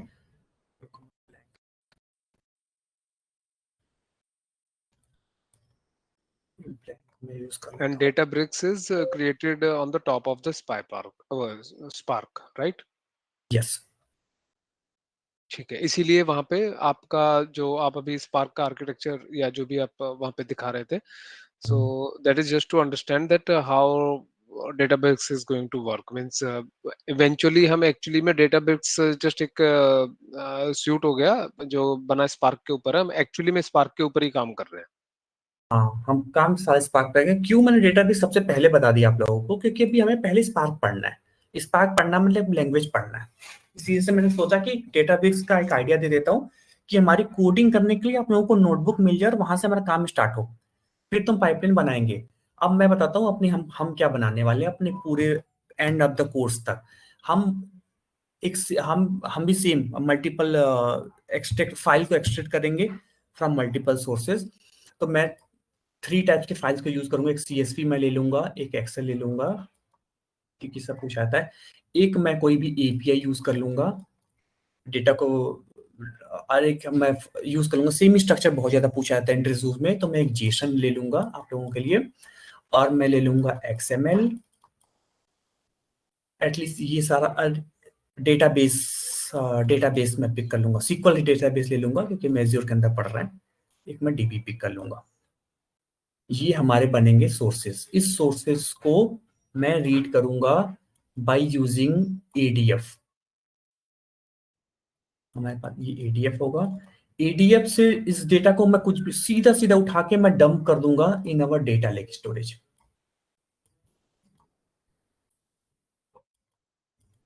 हम इसके अंदर मल्टीपल फोल्डर्स बनाएंगे, हम एक स्ट्रक्चर डिस्कस करेंगे हम जिसको बोलते हैं मेडेलियन आर्किटेक्चर।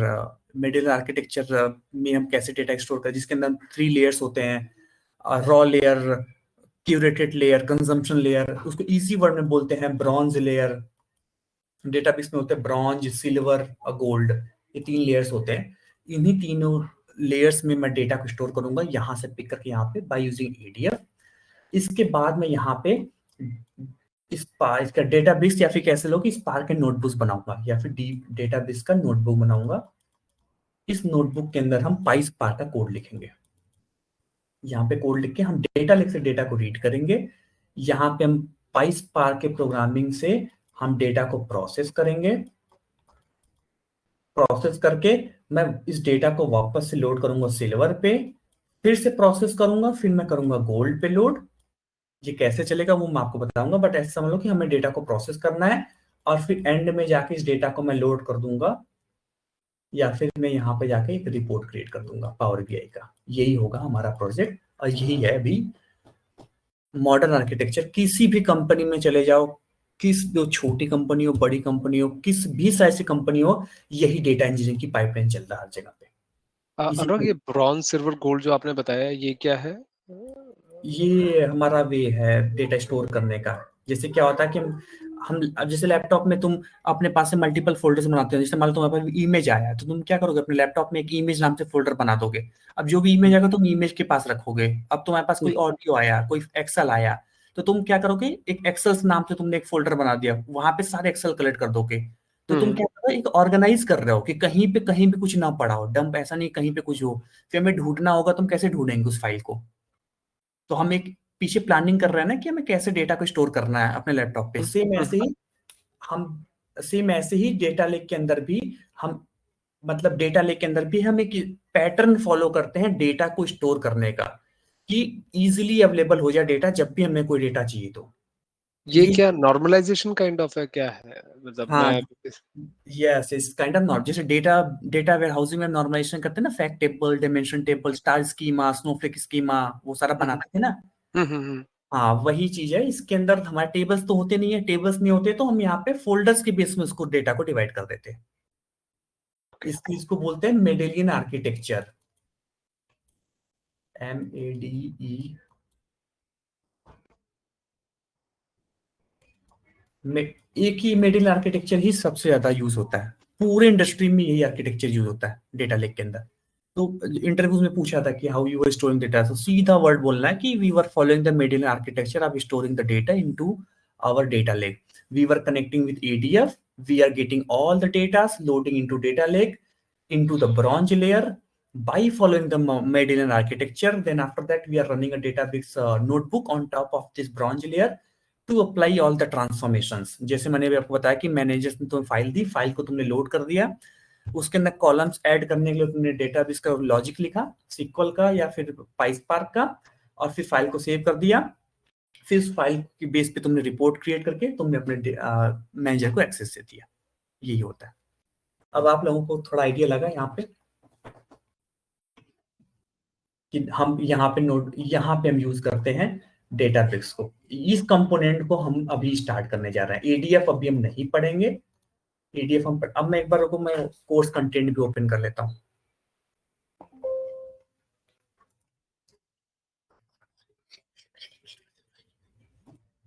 ये हमारा कोर्स है।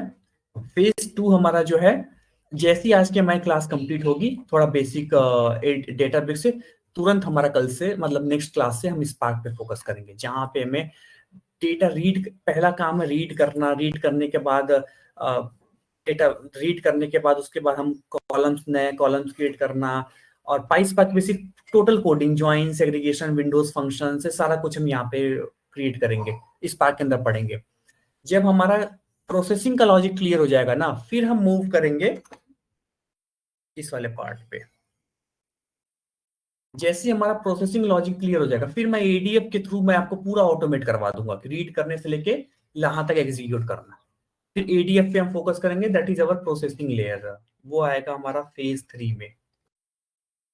ये ऑर्केस्ट्रेशन इंजेक्शन के लेयर पे हम फोकस करेंगे एडीएफ पे। जब एडीएफ आ गया तो मतलब आपको ये आ गया, ये डेटा लेकर आ गया, प्रोसेसिंग आ गया, फिर फाइनल एक हमारा बचेगा रिपोर्ट का। रिपोर्ट में तो हम एक बेसिक सा पावर बीआई का रिपोर्ट बना लेंगे, नहीं भी बनाएंगे तो भी कोई चैलेंज नहीं। और फिर हम पूरे चीज को हम एक एडीएफ के थ्रू ऑर्केस्ट्रेट कर देंगे। तो डेटा जैसे ही आएगा वैसे ही पूरा प्रोसेस होकर डेटा रिपोर्ट लेवल तक पहुंच जाएगा, जिसको हम बोलते हैं जॉब्स क्रिएट करना।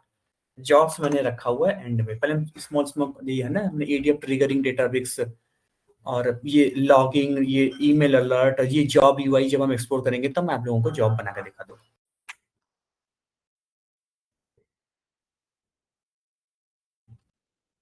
एनी कंफ्यूजन या फिर आगे बढ़े हम? अब हो जाएगा रिलेट आगे कोर्स में। सो बेसिकली जस्ट एक छोटी सी कंफ्यूजन है, स्पार्क वर्सेस पाइस्पार्क। जो स्पार्क है दैट इज प्रोसेसिंग इंजन, और जो पाइस्पार्क है वो लैंग्वेज है। तो जो आप डाटाब्रिक्स में हम पाइस्पार्क को यूज करके अपने ट्रांसफॉर्मेशंस लिखेंगे और फिर देन डाटा पब्लिश करेंगे, ठीक है ना? यही यही कंक्लूजन है ना? Yes, that is confusion. Spark के अंदर हम पाइथन को यूज करेंगे, दैट इज वाई हम उसको पाइस्पार्क बोलते हैं। ठीक है। और जो लोग स्केला यूज करते हैं उसको बोलते हैं स्पार्क विद स्केला, कुछ लोग बोलते हैं Java with Scala, R with Scala, Spark SQL बोलते हैं इसको। स्पार्क अगर सीक्वल यूज करते हैं सीक्वल कर देंगे। हमारा फोकस पाइथन और स्पार्क सीक्वल पे होगा। ये होगा, हम इसको यूज करके और डेटाबेस के अंदर नोटबुक क्रिएट करके मतलब पूरा प्रोसेसिंग के लॉजिक्स देखेंगे। ऐसे समझो कि spark is a kind of language. जब हमें टोटल फोकस अब स्पार्क पे करना है, जहाँ पे हम लैंग्वेज यूज करेंगे डेटाबेस के अंदर। पूरे डेटा इंजीनियरिंग में जो प्रोसेसिंग का लॉजिक होता है वो होता है बाय यूजिंग अ लैंग्वेज। वो लैंग्वेज अब हमारा नेक्स्ट कंपोनेंट होने वाला है हमारे कोर्स में।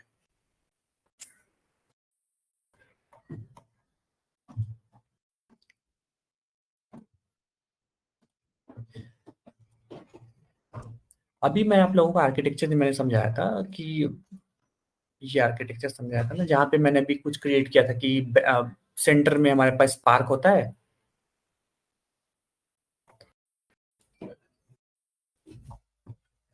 मैंने बताया था कि हमारे पास सेंटर में स्पार्क है। इस स्पार्क के ऊपर एक डेटाबेस का वर्क वो आ जाता है, डेटाबेस का यूआई या फिर वर्क स्पेस। डेटाबेस का वर्क स्पेस आता है। इस डेटाबेस वर्क स्पेस के साथ साथ एक एज्योर का वर्क, एज्योर के एरिया होता है, जहां से हम एज्योर के कंपोनेंट्स को एक्सेस कर सकते हैं। जैसे अभी हमने एडीएलएस का यूज किया, पावर बीआई वर्ड यूज किया था, एडीएफ यूज किया था, वो सारा कुछ एज्योर कंपोनेंट्स इसके ऊपर आता है। ये है हमारा आर्किटेक्चर। अब इसमें हमने ये कंपोनेंट हमने यहाँ पे समझ लिया कि ये सारे बेसिक इंस्टॉलेशन चलते हैं। अभी मैं क्या बताऊंगा, आप लोग बिल्कुल कंफ्यूज मत हो। जो भी कंफ्यूजन है ना नेक्स्ट क्लास में फ्री हो जाए, क्योंकि जब मैं एक्चुअली में एक जॉब एग्जीक्यूट करूंगा ना, तब वहां पे समझ में आएगा कैसे कैसे फ्लो हो रहा है। अब स्पार्क के ऊपर यहाँ से आ गए। स्पार्क जैसे इंस्टॉल होता है सारा कुछ स्पार्क के साथ हमें मिलता है। वर्क स्पेस, अभी जो मैंने बोला कि वर्क स्पेस मिलता है स्पार्क के साथ। ये डेटाबेस के साथ इंस्टॉलेशन पे क्या क्या मिलता है। हमारे पास वर्क स्पेस मिल जाता है, क्लस्टर मिल जाता है, डेटाबेसेस के टेबल्स मिल जाते हैं, डेटा लेक मिल जाता है, सीक्वल के एनालिटिक्स मिल जाते हैं और एमएल के फ्लोज मिल जाते हैं। हमारा फोकस इस पे जाता रहेगा, क्लस्टर्स पे। वर्क स्पेस तो हम पढ़ेंगे, अब वर्क स्पेस तो हम अभी देख लेंगे और नोटबुक अभी देख लेंगे, क्लस्टर्स हम अभी देख लेंगे। इसके ऊपर आता है हमारे एज़्योर के कंपोनेंट्स। ये स्पार्क, ये है डेटाब्रिक्स। स्पार्क के ऊपर डेटाब्रिक्स, डेटाब्रिक्स के ऊपर हमारा पूरा एज़्योर है।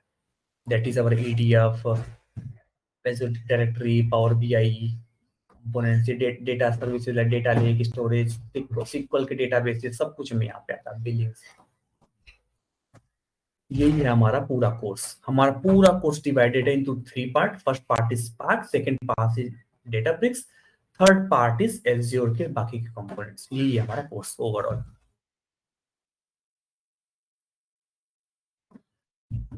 इसमें डेल्टा लेक क्यों, मैं इसमें डाटा ब्रिक्स की पूरी पिक्चर में डेल्टा लेक क्यों आ रहा है? Delta Lake is delta lake, ये डेल्टा लेक क्या होता है? डेल्टा लेक जो होता है वो मॉडर्न, मतलब डेटा लेक से भी मॉडर्न वे है। इसके अंदर क्या होता है, इसके अंदर जैसे हम डेटा वेयर हाउसिंग के अंदर टेबल्स क्रिएट करते हैं ना, वैसे ही तुम डेटा लेक के टॉप पे टेबल क्रिएट कर सकते हो। जैसे ग्लू में आप लोगों ने देखा होगा ना, वो कैटलॉग, ग्लू कैटलॉग से हम ग्लू के टेबल्स के ऊपर हम जो डेटा होता है एस के अंदर, उसके अंदर हम डेटाबेस के बाद हम नॉर्मल एथीना यूज करके क्वेरीज रन कर सकते हैं सिक्वल के। वो सारा कुछ हमारे डेल्टा लेक में आता है। जैसे मान लो कि हमने डेटा डंप किया अपने डेटा लेक स्टोरेज में, फाइल है, एक्सेल फाइल है और बहुत सारे एक्सेल फाइल है। अब मैं चाहता हूं कि मैं एज ए डेवलपर उसके ऊपर सिक्वल की क्वेरीज रन करना चाहता हूं मैं उसके टॉप पे। तो मुझे आदत सिक्वल की क्वेरी रन करनी, तो डेटा तो स्ट्रक्चर्ड वे में होना चाहिए जहां पे रोज भी हो, कॉलम्स भी हो। तो वो कैपेबिलिटीज प्रोवाइड करता है डेल्टा लेक। वो डेटा के अंदर स्कैन करके उसको रोज एंड कॉलम्स में एक स्ट्रक्चर्ड वे दे देता है, जिसके बाद हम सिक्वल टाइप क्वेरीज रन कर सकते हैं। डेल्टा लेक हम पढ़ेंगे जब हम डेटा राइट करेंगे, अभी तो सारे एपीआईज पढ़ना है। नहीं ठीक है, मतलब मुझे ऐसा लगा कि Delta Lake is a kind of data lake where data storage is involved. मैंने कहा स्टोरेज तो should not be part of Databricks because Databricks is more of a process data clean up zone, तो that is what I was confused with. ठीक है, thank ये backend में ना, ये बैकएंड में क्या करता है, इसको ये बैकएंड में यूज करेगा हमारा एज़्योर का डेटा स्टोर। जो एज़्योर में अभी हमने डेटा लेक यूज किया था ना, डेटा लेक के ऊपर ही बनता है डेल्टा लेक। बस इसके अंदर मॉडर्न फैसिलिटीज आ सकती हैं, लॉग्स बन जाते हैं इसके अंदर, एसिड प्रॉपर्टीज, जैसे हमने डेटा वेयर हाउसिंग में एसिड प्रॉपर्टीज पढ़ी है, एटॉमिसिटी और वो था ट्रांजेक्शंस एग्जीक्यूट करना, वो और उसके ऊपर फिर हम इवन क्या होता है डेल्टा लेक में इतने एडवांस फीचर आते हैं, जैसे स्नोफ्लेक में होता है ना कि अगर हमने किसी फाइल्स को डिलीट कर दिया, किसी टेबल्स को हमने ड्रॉप मार दिया और उस टेबल को हमें रोल बैक करना है, तो हम टाइम ट्रेवल कर सकते हैं। तो वो सारा फीचर्स यहाँ पे आता है। ये बहुत मॉडर्न फीचर है। हम अपने प्रोजेक्ट में जो डेटा प्रोसेस करके जब डेटा राइट करेंगे, वो हम डेल्टा लेक पे ही करेंगे, फिर हम सिक्वल की क्वेरी एग्जीक्यूट कर सकते हैं। तो ये हमारा पूरा एज़्योर के अंदर डेटाबेस के अंदर स्पार्क, ये 3 कंपोनेंट है। अब हम आते हैं एज़्योर डेटाबेस के सर्विसेज पे। अब मैं एज़्योर डेटाबेस पे लॉगिन करके आप लोगों को यूआई के बारे में इंफॉर्मेशन देता हूँ।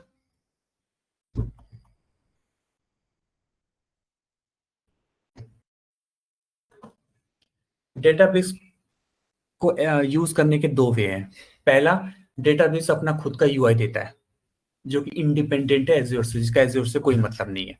डेटाबेस का जो खुद का एक अपना जो पोर्टल होता है, वो किसी भी क्लाउड प्रोवाइडर पे एग्जीक्यूट होता है। अगर मैं सिर्फ डेटाबेस सर्च करूं, अगर हम डेटा खुद जब हम नॉर्मल डेटाबेस को यूज कर सकते हैं, वो बैकएंड में या तो जीसीपी या एडब्ल्यूएस या एज़्योर, तीनों के डेटा स्टोरेज को एक्सेस करके तीनों प्लेटफॉर्म से लिंक होके ये हमारा डेटाबेस चल जाता है। अगर मैं साइन अप पे जाऊं तो ये हमसे पूछेगा कि तुम्हें किसके साथ यूज करना है।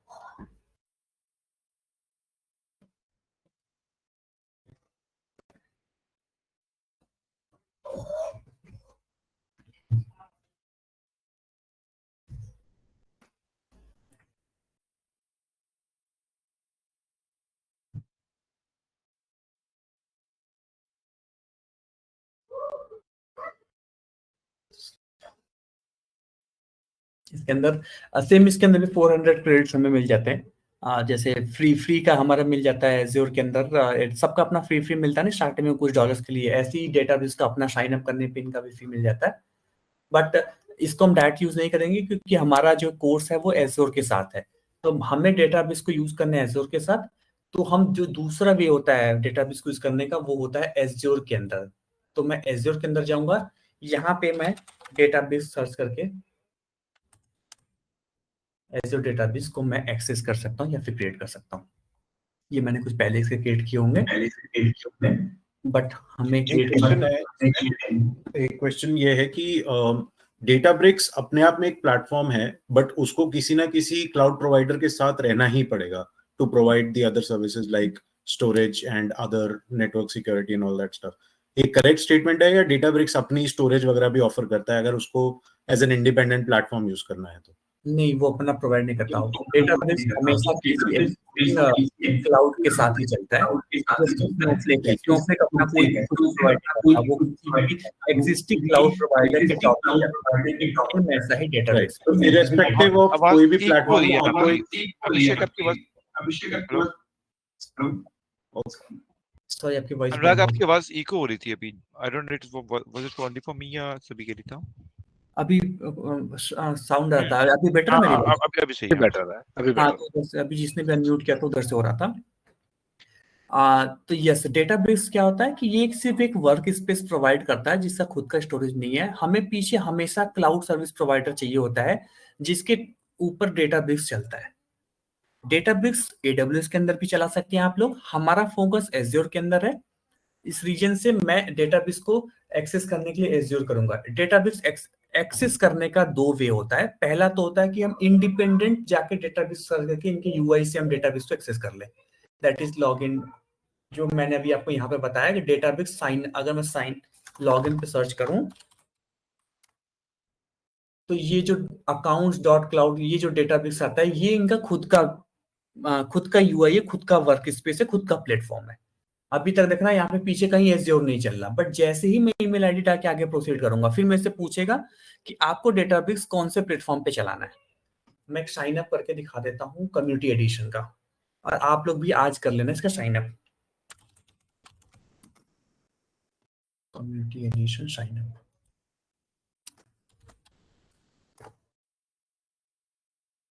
ये है वेबसाइट community.cloud.database.com।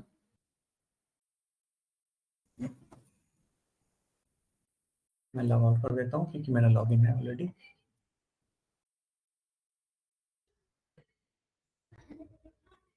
साइन अप पे क्लिक किया, वैसे ईमेल आईडी में आया, मैंने कुछ भी यूज कर दिया तो मैं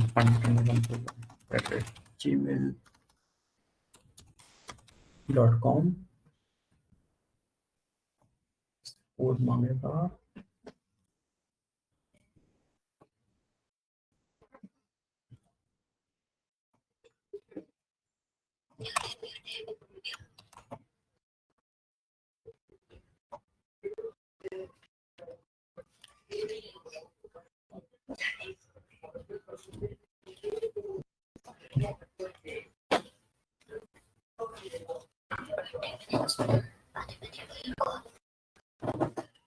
साइन इन मैंने ऑलरेडी साइन अप किया हुआ, तो इसने पहले बता दिया कि ऑलरेडी इस पे साइन अप हुआ है। आप लोग कोई भी नया यूज कर लेना, जैसे मैं ऐसा करता है।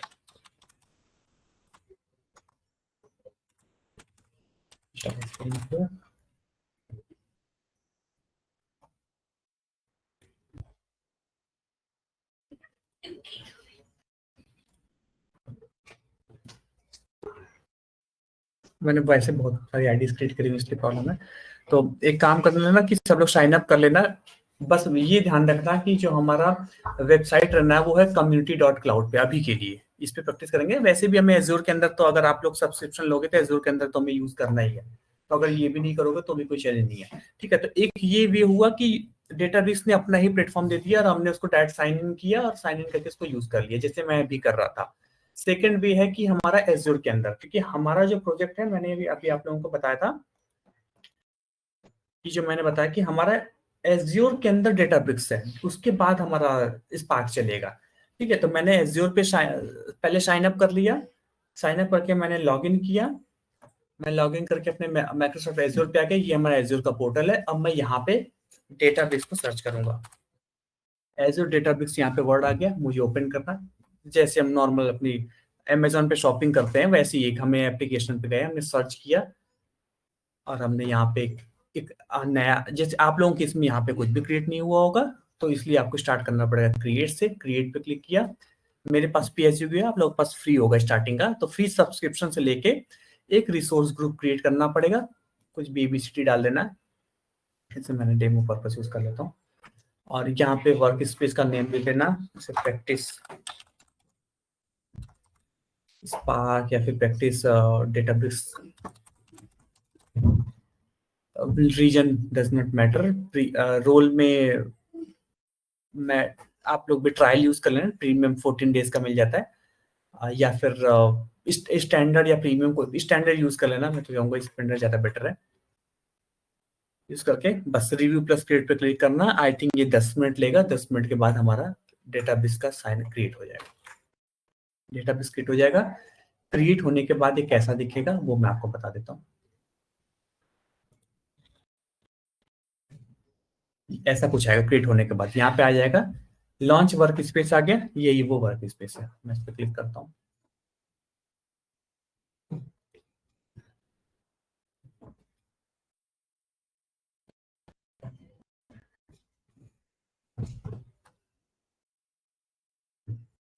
ये है हमारा डेटाबेस का यूआई। अगले ऐसी 7-8 क्लासेस हमारे इसी यूआई के ऊपर चलने हैं। पूरा प्रोसेसिंग क्लास हमारा इसी यूआई पे चलेगा।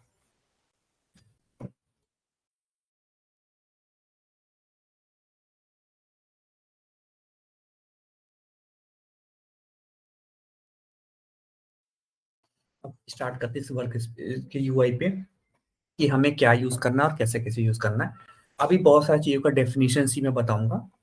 आगे जब हम नोटबुक क्रिएट करेंगे तो वहां पे मैं इसको और एक्सप्लोर करेंगे। तो सबसे पहले आता है work space. Work space name से लग रहा है यही है वर्क स्पेस, जहाँ पे हम रिसेंटली हमने क्या क्या ओपन किया है या फिर हमारा जो भी स्टोरेज होता है, हम जिस आईडी से बेसिकली क्रिएट होता है उस यूजर्स का नेम, उसके रिलेटेड जो भी हम नोटबुक्स क्रिएट करते हैं, हमारे सारे भी नोटबुक्स जो हम क्रिएट करते हैं वो सारा कुछ हमारे वर्क स्पेस के अंदर क्रिएट होता है। ये हम कनेक्ट करते हैं कंपनीज के अंदर गिट से, और उनसे थ्रू हमें नोटबुक्स के कोड मिल जाते हैं गिट से या एज़्योर डेवऑप्स से। बट नॉर्मली हमारे सारा जो डेवलपमेंट इन्वायरमेंट होता है वर्क स्पेस के अंदर जाके वर्क स्पेस को ओपन करते हैं। ये रेपोज शेयर यूजर्स। यूजर्स के अंदर जाके हमारे नेम से एक फोल्डर क्रिएट होता है। इसके अंदर जाके हम क्रिएट पे क्लिक करके और यहाँ से हम नोटबुक या फाइल हम ये सब कुछ क्रिएट करते हैं। हमने यहाँ नोटबुक पे क्लिक किया, ऐसे हमारा नोटबुक स्टार्ट होता है। रिसेंट के अंदर रिसेंट्स जो भी हम नोटबुक या डेटाबेस या यूनिटी कैटलॉग कोई भी चीज एक्सेस करते हैं वो हमें रिसेंट में आ जाएगा। नेक्स्ट आता है कैटलॉग ऑप्शंस। कैटलॉग के अंदर ही हमारा अभी जो हमने डेटा लेक, अभी आप लोगों ने बताया ना कि डेल्टा लेक क्या होता है। डेल्टा लेक के अंदर जो टेबल्स, डेटाबेसेस, व्यूज, सारा कुछ जो क्रिएट होता है वो यहाँ पे आता है। मतलब ऐसे समझो कि डेटा लेक के अंदर जो डेटा आया है उसको हम जब प्रोसेस करते हैं, प्रोसेस करने के बाद जब हम डेटा को राइट करते हैं, जैसे हमने अभी एग्जांपल लिया था कि मैनेजर ने आपको एक्सेल दिया, एक्सेल को ओपन किया, नया फाइल को ओपन करके जो नया कॉलम्स क्रिएट करके जब कंट्रोल एस करके सेव किया, वो जब हम उसको सेव करते हैं as a table, data tables, तो वो हमें यहाँ पे एक्सेस होता है। इसके अंदर मैं देखता हूँ चलता है, सैंपल्स दिए नहीं है, हम आगे बनाएंगे।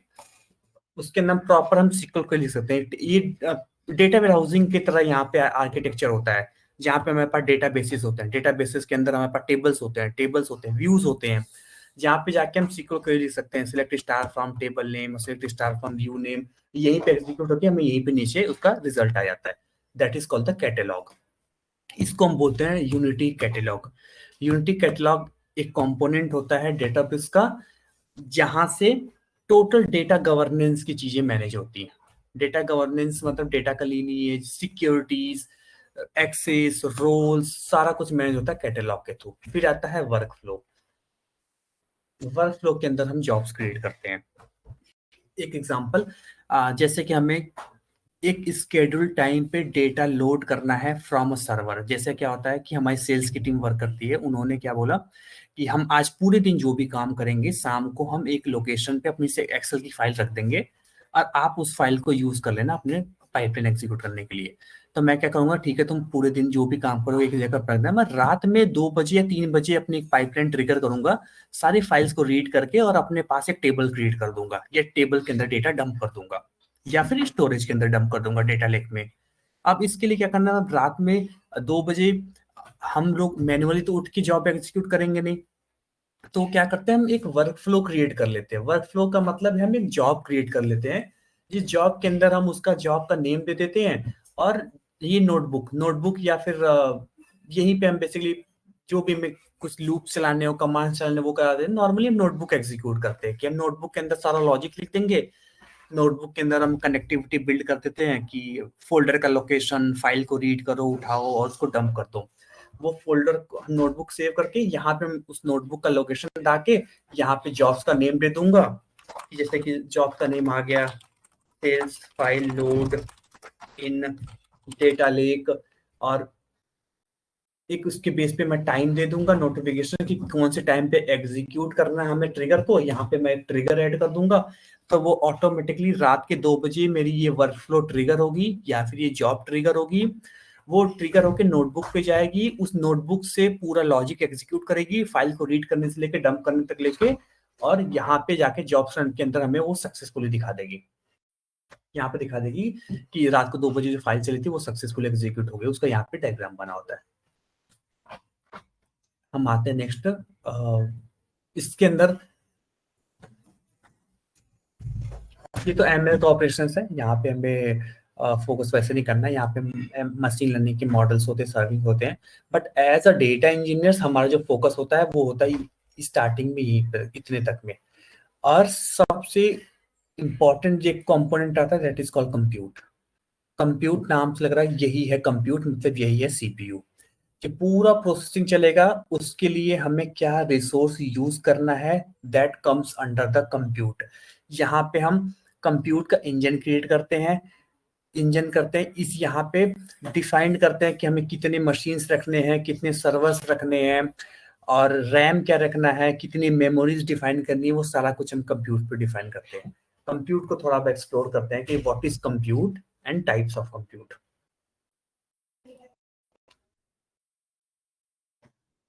हमने वर्क स्पेसेस पढ़ लिया, क्लस्टर्स पढ़ लिया, क्लस्टर्स हमारे कंप्यूट का तो वो पढ़ेंगे, जॉब्स पढ़ लिया, लाइब्रेरीज पढ़ लिया, क्लस्टर्स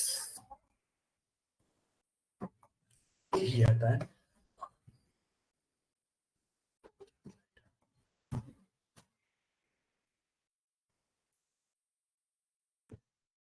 डेटाब्रिक्स वर्क करता है स्पार्क क्या होता है, पैरेलल प्रोसेसिंग होता है। पैरेलल प्रोसेसिंग मतलब किसी सिंगल मशीन पे वो हम अपने सिस्टम पे इंस्टॉल करेंगे तो सिंगल मशीन होता है, बट नॉर्मली ऑर्गेनाइजेशन के अंदर क्या होता है, मल्टीपल मशीन्स होते हैं। मशीन्स को ऐसे समझो कि हमारे पास क्या होता है, मल्टीपल्स। हम अगर 3-4 लैपटॉप में लगा दूं, कोई मुझे बहुत बड़ा फाइल्स ओपन करके और उसके अंदर कुछ ओपन करना हो, तो मैं 3-4 लैपटॉप को अगर पीछे कनेक्ट करके मैं किसी चीज को ओपन कर रहा हूँ, तो मतलब मल्टीपल मशीन्स है, उसको बोलते हैं मल्टी क्लस्टर्स। स्पार्क हमेशा मल्टी क्लस्टर्स पे ही चलता है ऑर्गेनाइजेशन के अंदर, सिंगल पे नहीं करता कोई भी यूज। ठीक है, उसको बोलते हैं हम वर्चुअल मशीन। वर्चुअल मशीन मतलब एक लैपटॉप हो गया, हम अपने जैसे लैपटॉप है, वैसे बहुत सारे लैपटॉप्स रखे रहते हैं, सब कुछ एक साथ मर्ज होता है एक कंपोनेंट्स में, और उसको बोलते हैं क्लस्टर्स। क्लस्टर नाम से लेना, क्लस्टर मतलब बहुत सारी चीजों को एक साथ क्लस्टरिंग कर देना। तो डिफरेंट डिफरेंट मशीन्स को क्लस्टर कर देते हैं, that is called database clusters. Database clusters कुछ ऐसा होता है कि इसके अंदर जैसे कि ड्राइवर्स होते हैं, अब ये कैसे आपस में इंटरेक्ट कैसे करेगा, इंटरेक्ट करने के लिए हर वर्चुअल मशीन्स पे ड्राइवर्स होते हैं। वो ड्राइवर्स को ही पता होता है कि तुम फाइल 1 प्रोसेस कर रहे हो, तुम फाइल 2, फाइल 3, फाइल 4, अलग अलग मशीन्स पे अलग अलग फाइल्स प्रोसेस कर रही होती है। अब वो सारा कुछ इंटरेक्शन होता है बाय यूजिंग अ ड्राइवर। ये होता है क्लस्टर्स। अब क्लस्टर जो होते हैं बेसिकली देयर आर 2 टाइप्स की होती हैं। ये बहुत इंपॉर्टेंट है, क्लस्टर पूछा जाता है इंटरव्यू में कि व्हाट इज क्लस्टर्स। अब क्लस्टर्स आप बता लो, cluster is a combinations of virtual machines where we have multiple virtual machines. They will be interacting with each other by using the master node. Both the cluster. There are 2 types of cluster, that is all purpose and the job clusters. All purpose clusters वो होता है जो हम manually create करते हैं। For example मैं create करके दिखाता हूँ। और जॉब क्लस्टर क्या होता है, जो कि जॉब्स जो क्रिएट होता है बाय यूजिंग जॉब्स। जो मैंने अभी एक एग्जांपल लिया था, सेल्स की फाइल्स लोड करना है, उसके लिए मैंने एक जॉब किया। अब वो जॉब एग्जीक्यूट करने के लिए पीछे कुछ प्रोसेसिंग इंजन तो चाहिए, कोई लैपटॉप या कुछ मेमोरी तो चाहिए। उस मेमोरी को प्रोवाइड करने के लिए ऑटोमेटिक डेटाबेस क्या करता है, पीछे एक जॉब क्लस्टर क्रिएट कर देता है। वो जॉब क्लस्टर क्रिएट होगा, जॉब्स पे जाएगा, उस सेल्स वाली जॉब्स को एग्जीक्यूट करेगा और काम खत्म हुआ, उसने उस वाले क्लस्टर को वहीं पे खत्म कर दिया, डिमोलिश कर दिया। इसलिए ये क्या होता है, ऑटोमेटिकली रन टाइम पे स्टार्ट होता है, इट टर्मिनेट, जैसी जॉब्स हमारी कंप्लीट होती है ऑटोमेटिक यहाँ पे वो क्लस्टर्स अपने आप खत्म हो जाता है, वो टर्मिनेट हो जाता है। ये होता है जॉब क्लस्टर्स। पूछा था कि जॉब क्लस्टर की क्या हम जॉब क्लस्टर्स में हमें मैन्युअली क्रिएट करना पड़ता है या फिर हमें उसको स्टॉप करना पड़ता है, क्या हम जॉब क्लस्टर को यूज कर सकते हैं अपने सिंपल किसी इंटरेक्टिव वर्कलोड्स के लिए, कि नहीं, job cluster is totally for the job, ये बिल्कुल अलग होता है, ऑल पर्पस अलग होता है। हम जो भी अपने ऑपरेशन करते हैं डेटाबेस के अंदर, नोटबुक क्रिएट करने से लेकर डेटा लेक के ऊपर क्वेरी एग्जीक्यूट करने से लेकर डेटाबेस पे लेकर लेक हाउस तक जाना, एमएल का ऑपरेशन एग्जीक्यूट करना, कुछ भी करना, हर जगह पे हम ऑल पर्पस क्लस्टर टाइप को ही यूज करते हैं। अब मैं लॉगिन करता हूं डेटाबेस के,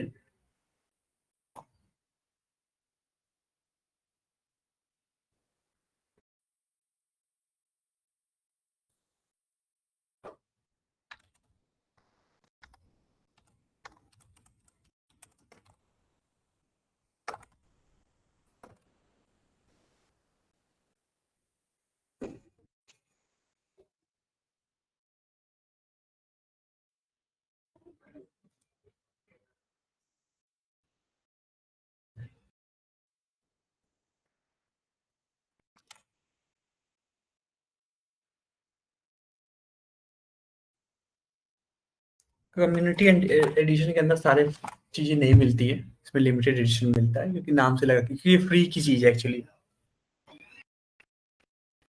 आ गया मैं कंप्यूट, अभी हम डिस्कस करते हैं कंप्यूट को, मैं कंप्यूट पे गया। अब हम पहला कंप्यूट क्रिएट करेंगे।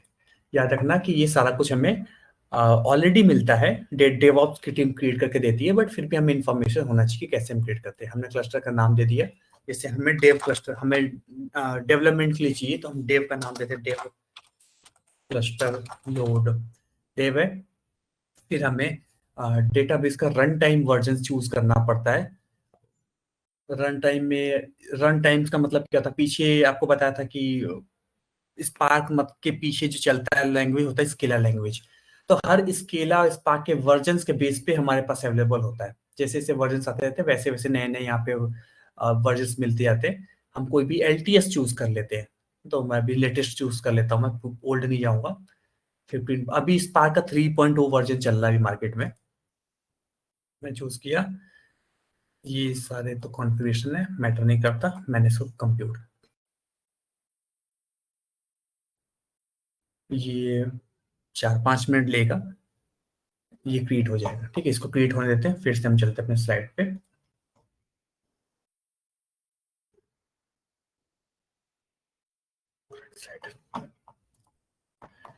अभी हमने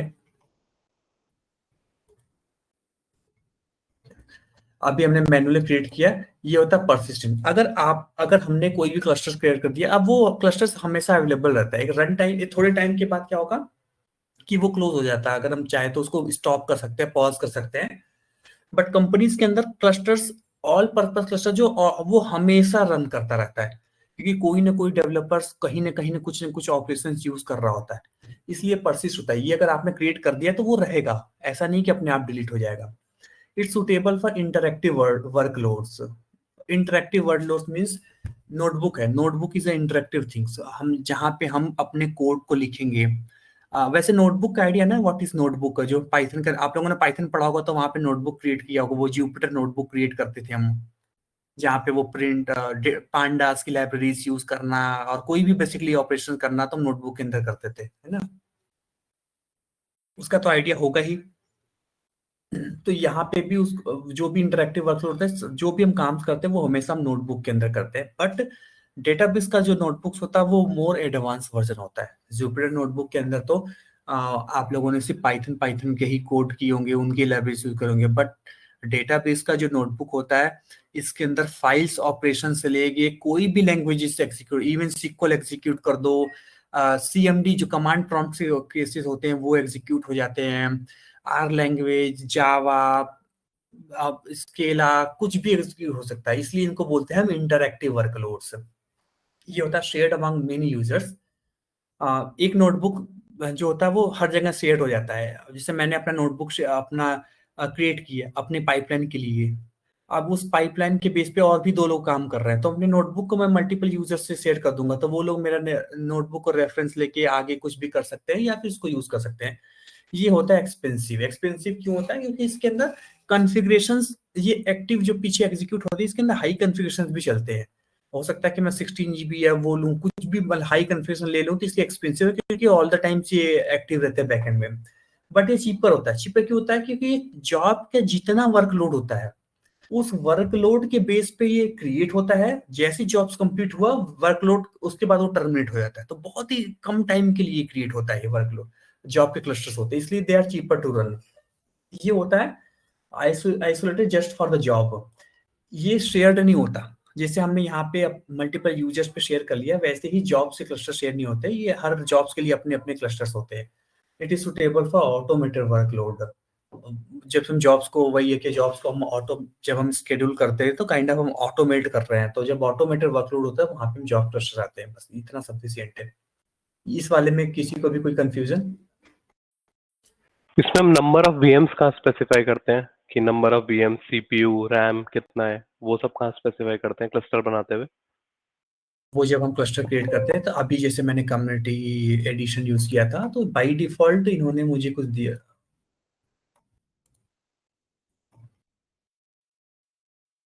देखिए यहाँ पे ना कम्युनिटी ऑप्टिमाइज्ड का इन्होंने मुझे ऑलरेडी 2 कोर 15.3 जीबी का इन्होंने ऑलरेडी दे रखा है। क्यों? क्योंकि मैं कम्युनिटी यूज कर रहा हूँ। अगर मैं अभी डेटाबेस के अंदर जाकर उसको क्रिएट करके दिखाता हूँ, ठीक।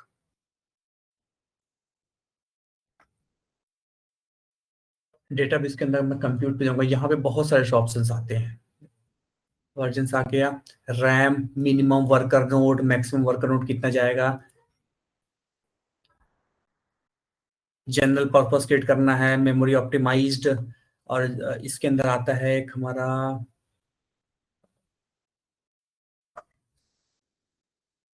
यूज नहीं करते हैं, हमारा जनरल पर्पस चलता है, तो यहाँ से हम चूज करते हैं बेसिकली रैम, रोम, रोड, ये हो। और ये पे एडवांस ऑप्शंस पे जाते हैं, तो यहाँ पे मल्टी नोड बना रहा हूँ। अगर तुम चाहो तो सिंगल नोड बना सकते हो। सिंगल नोड बनाओगे तो फिर वर्कर नोड सब कुछ डिफाइन नहीं करना पड़ता। सिंपल सा रैम चूज करो, एक स्टैंडर्ड नोड टाइप चूज करो और आगे बढ़ो। यहाँ पे टर्मिनेट ऑप्शन है। बट हम कंपनीज के अंदर ये मल्टी नोड चलते हैं, जहाँ पे मैं वर्कर नोड डिफाइन करते हैं, मिनिमम वर्कर नोड और मैक्सिमम वर्कर नोड। ये हम जब जॉब्स अभी स्पार्क पढ़ेंगे तो इसका यूज आएगा, मिनिमम वर्कर और मैक्सिमम वर्कर, क्योंकि हम जॉब्स के अंदर डिफाइन करते हैं कि हमें कितने वर्कर यूज करने हैं अपने जॉब्स के अंदर। जब हम ऑप्टिमाइजेशन पे जाएंगे तो यहाँ पे चूज करते हैं सॉर्ट। तो मेरा क्रिएट हो गया, अभी एक चल रहा है साइड पे। एक बार क्रिएट हो जाता फिर मैं प्रोसीड करूंगा डेटाबेस नोटबुक पे। फिर एक बार नोटबुक पढ़ते हैं कि कैसे चलते हैं। अब वैसे नोटबुक आइडिया है, बट फिर भी एक बार यहाँ का वर्क नोटबुक में एग्जीक्यूट करके चला कर दिखाऊंगा, क्योंकि नेक्स्ट क्लास से हमें नोटबुक यूज करना है ज्यादा से ज्यादा।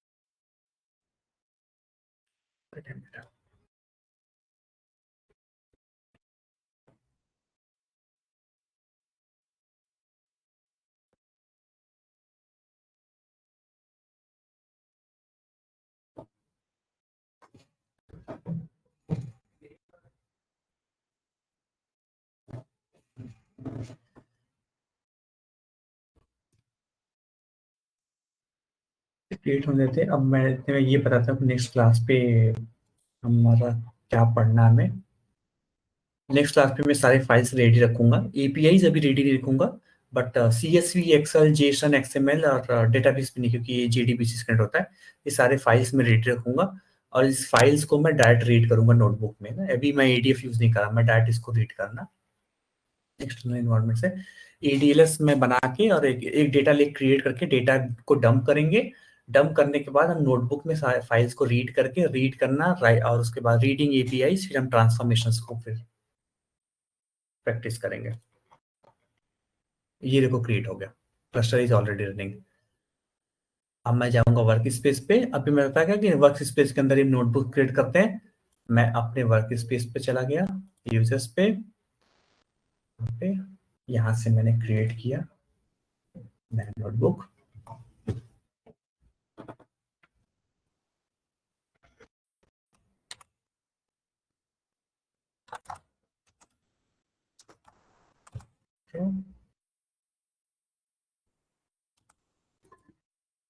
चेक कर लेते हैं सिंपल प्रिंट करके हेलो वर्ड से। देखो यहाँ पे क्लस्टर ऑटोमेटिकली अटैच होगा, क्लस्टर अटैच हुआ। अभी इस क्लस्टर को मतलब जो भी हमने कन्फिग्रेशन दिया CPU का, उस CPU को यूज करके ये नोटबुक इसको एग्जीक्यूट करेगा। तो बैकएंड में कंप्यूट होता है यूज हमेशा। तो कंप्यूट क्या है, पूरे डेटाबेस वर्क स्पेस का बैकबोन कंप्यूट है।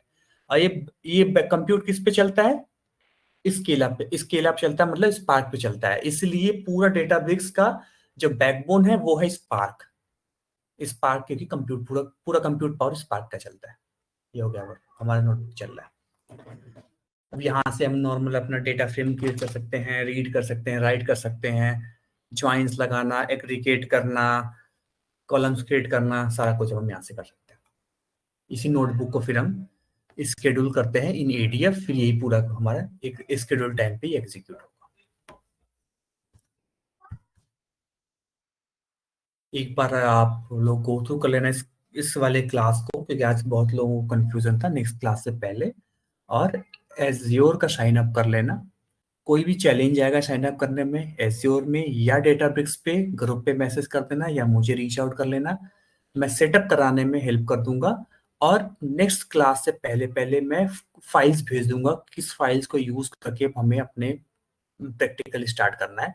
और अब हमारा टोटल फोकस जाएगा स्पार्क पे। स्पार्क से हम पूरा पाई स्पार्क के लैंग्वेजेस पे वर्क करेंगे। ओके,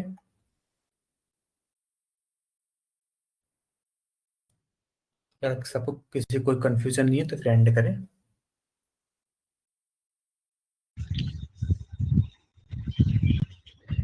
हाँ, सो बेसिकली एक वन लाइनर स्टेटमेंट बता रहा हूँ, आप मुझे बताइएगा कि this is a correct statement और not. So Spark is basically a processing engine जो कि जिसको it's basically kind of program that defines how the in-memory computation would be done. This would be done on top of the cluster. Now, cluster क्या है? Cluster is basically runs on the top of compute. So this cluster and compute are more of hardware side, and this Spark is more of a software side of how the things would be processed. अब ये processing engine हो गया, hardware and how the things would be processed. Now what exactly is to be processed would be created as part of the workspace. Correct है। अब database क्या कर देता है, डेटाबेस बस उसी स्टैक के ऊपर एक वर्क स्पेस दे देता है जहाँ पे सब कुछ एक साथ हमारे वर्क कर पाए। कि डेटा इंजीनियर्स, डेटा साइंटिस्ट और डेटा एनालिस्ट सबको एक ही प्लेटफॉर्म प्रोवाइड करना, वर्क करने के लिए वो काम करता है डेटाबेस। हाँ, ठीक है। तो मतलब ये so I can understand the difference between compute and Spark. Spark is more of a algorithm side and this compute is more of a hardware side. And ultimately ये सब कुछ on top of that हम इसके ऊपर Databricks as a collaborative platform, single platform पे, unified platform पे हम काम करेंगे, है ना? Yes correct. एक बार स्पार्क के बारे में थोड़ा पढ़ना था। तो इनकी ऑफिशियल वेबसाइट है spark.apache.org पे। और इन्होंने इनके या तो डॉक्यूमेंटेशन में पढ़ लेना, नहीं पढ़ना तो सिंपल सा ये डेफिनेशन याद कर लो, बस हमेशा स्पार्क क्लियर रहेगा। स्पार्क क्या होता है, मल्टी लैंग्वेज इंजन होता है, जैसे अभी आपने बताया फॉर एग्जीक्यूटिंग कि मल्टी लैंग्वेज इंजन है। जैसे इसके पीछे कंप्यूट पावर देना पड़ता है, कंप्यूट पावर दे देते हैं, बस उसको वो बाय कोई भी लैंग्वेज से इंटरेक्ट करके हम उसको कंप्यूट कर सकते हैं या फिर अपने लॉजिक्स को एग्जीक्यूट कर सकते हैं।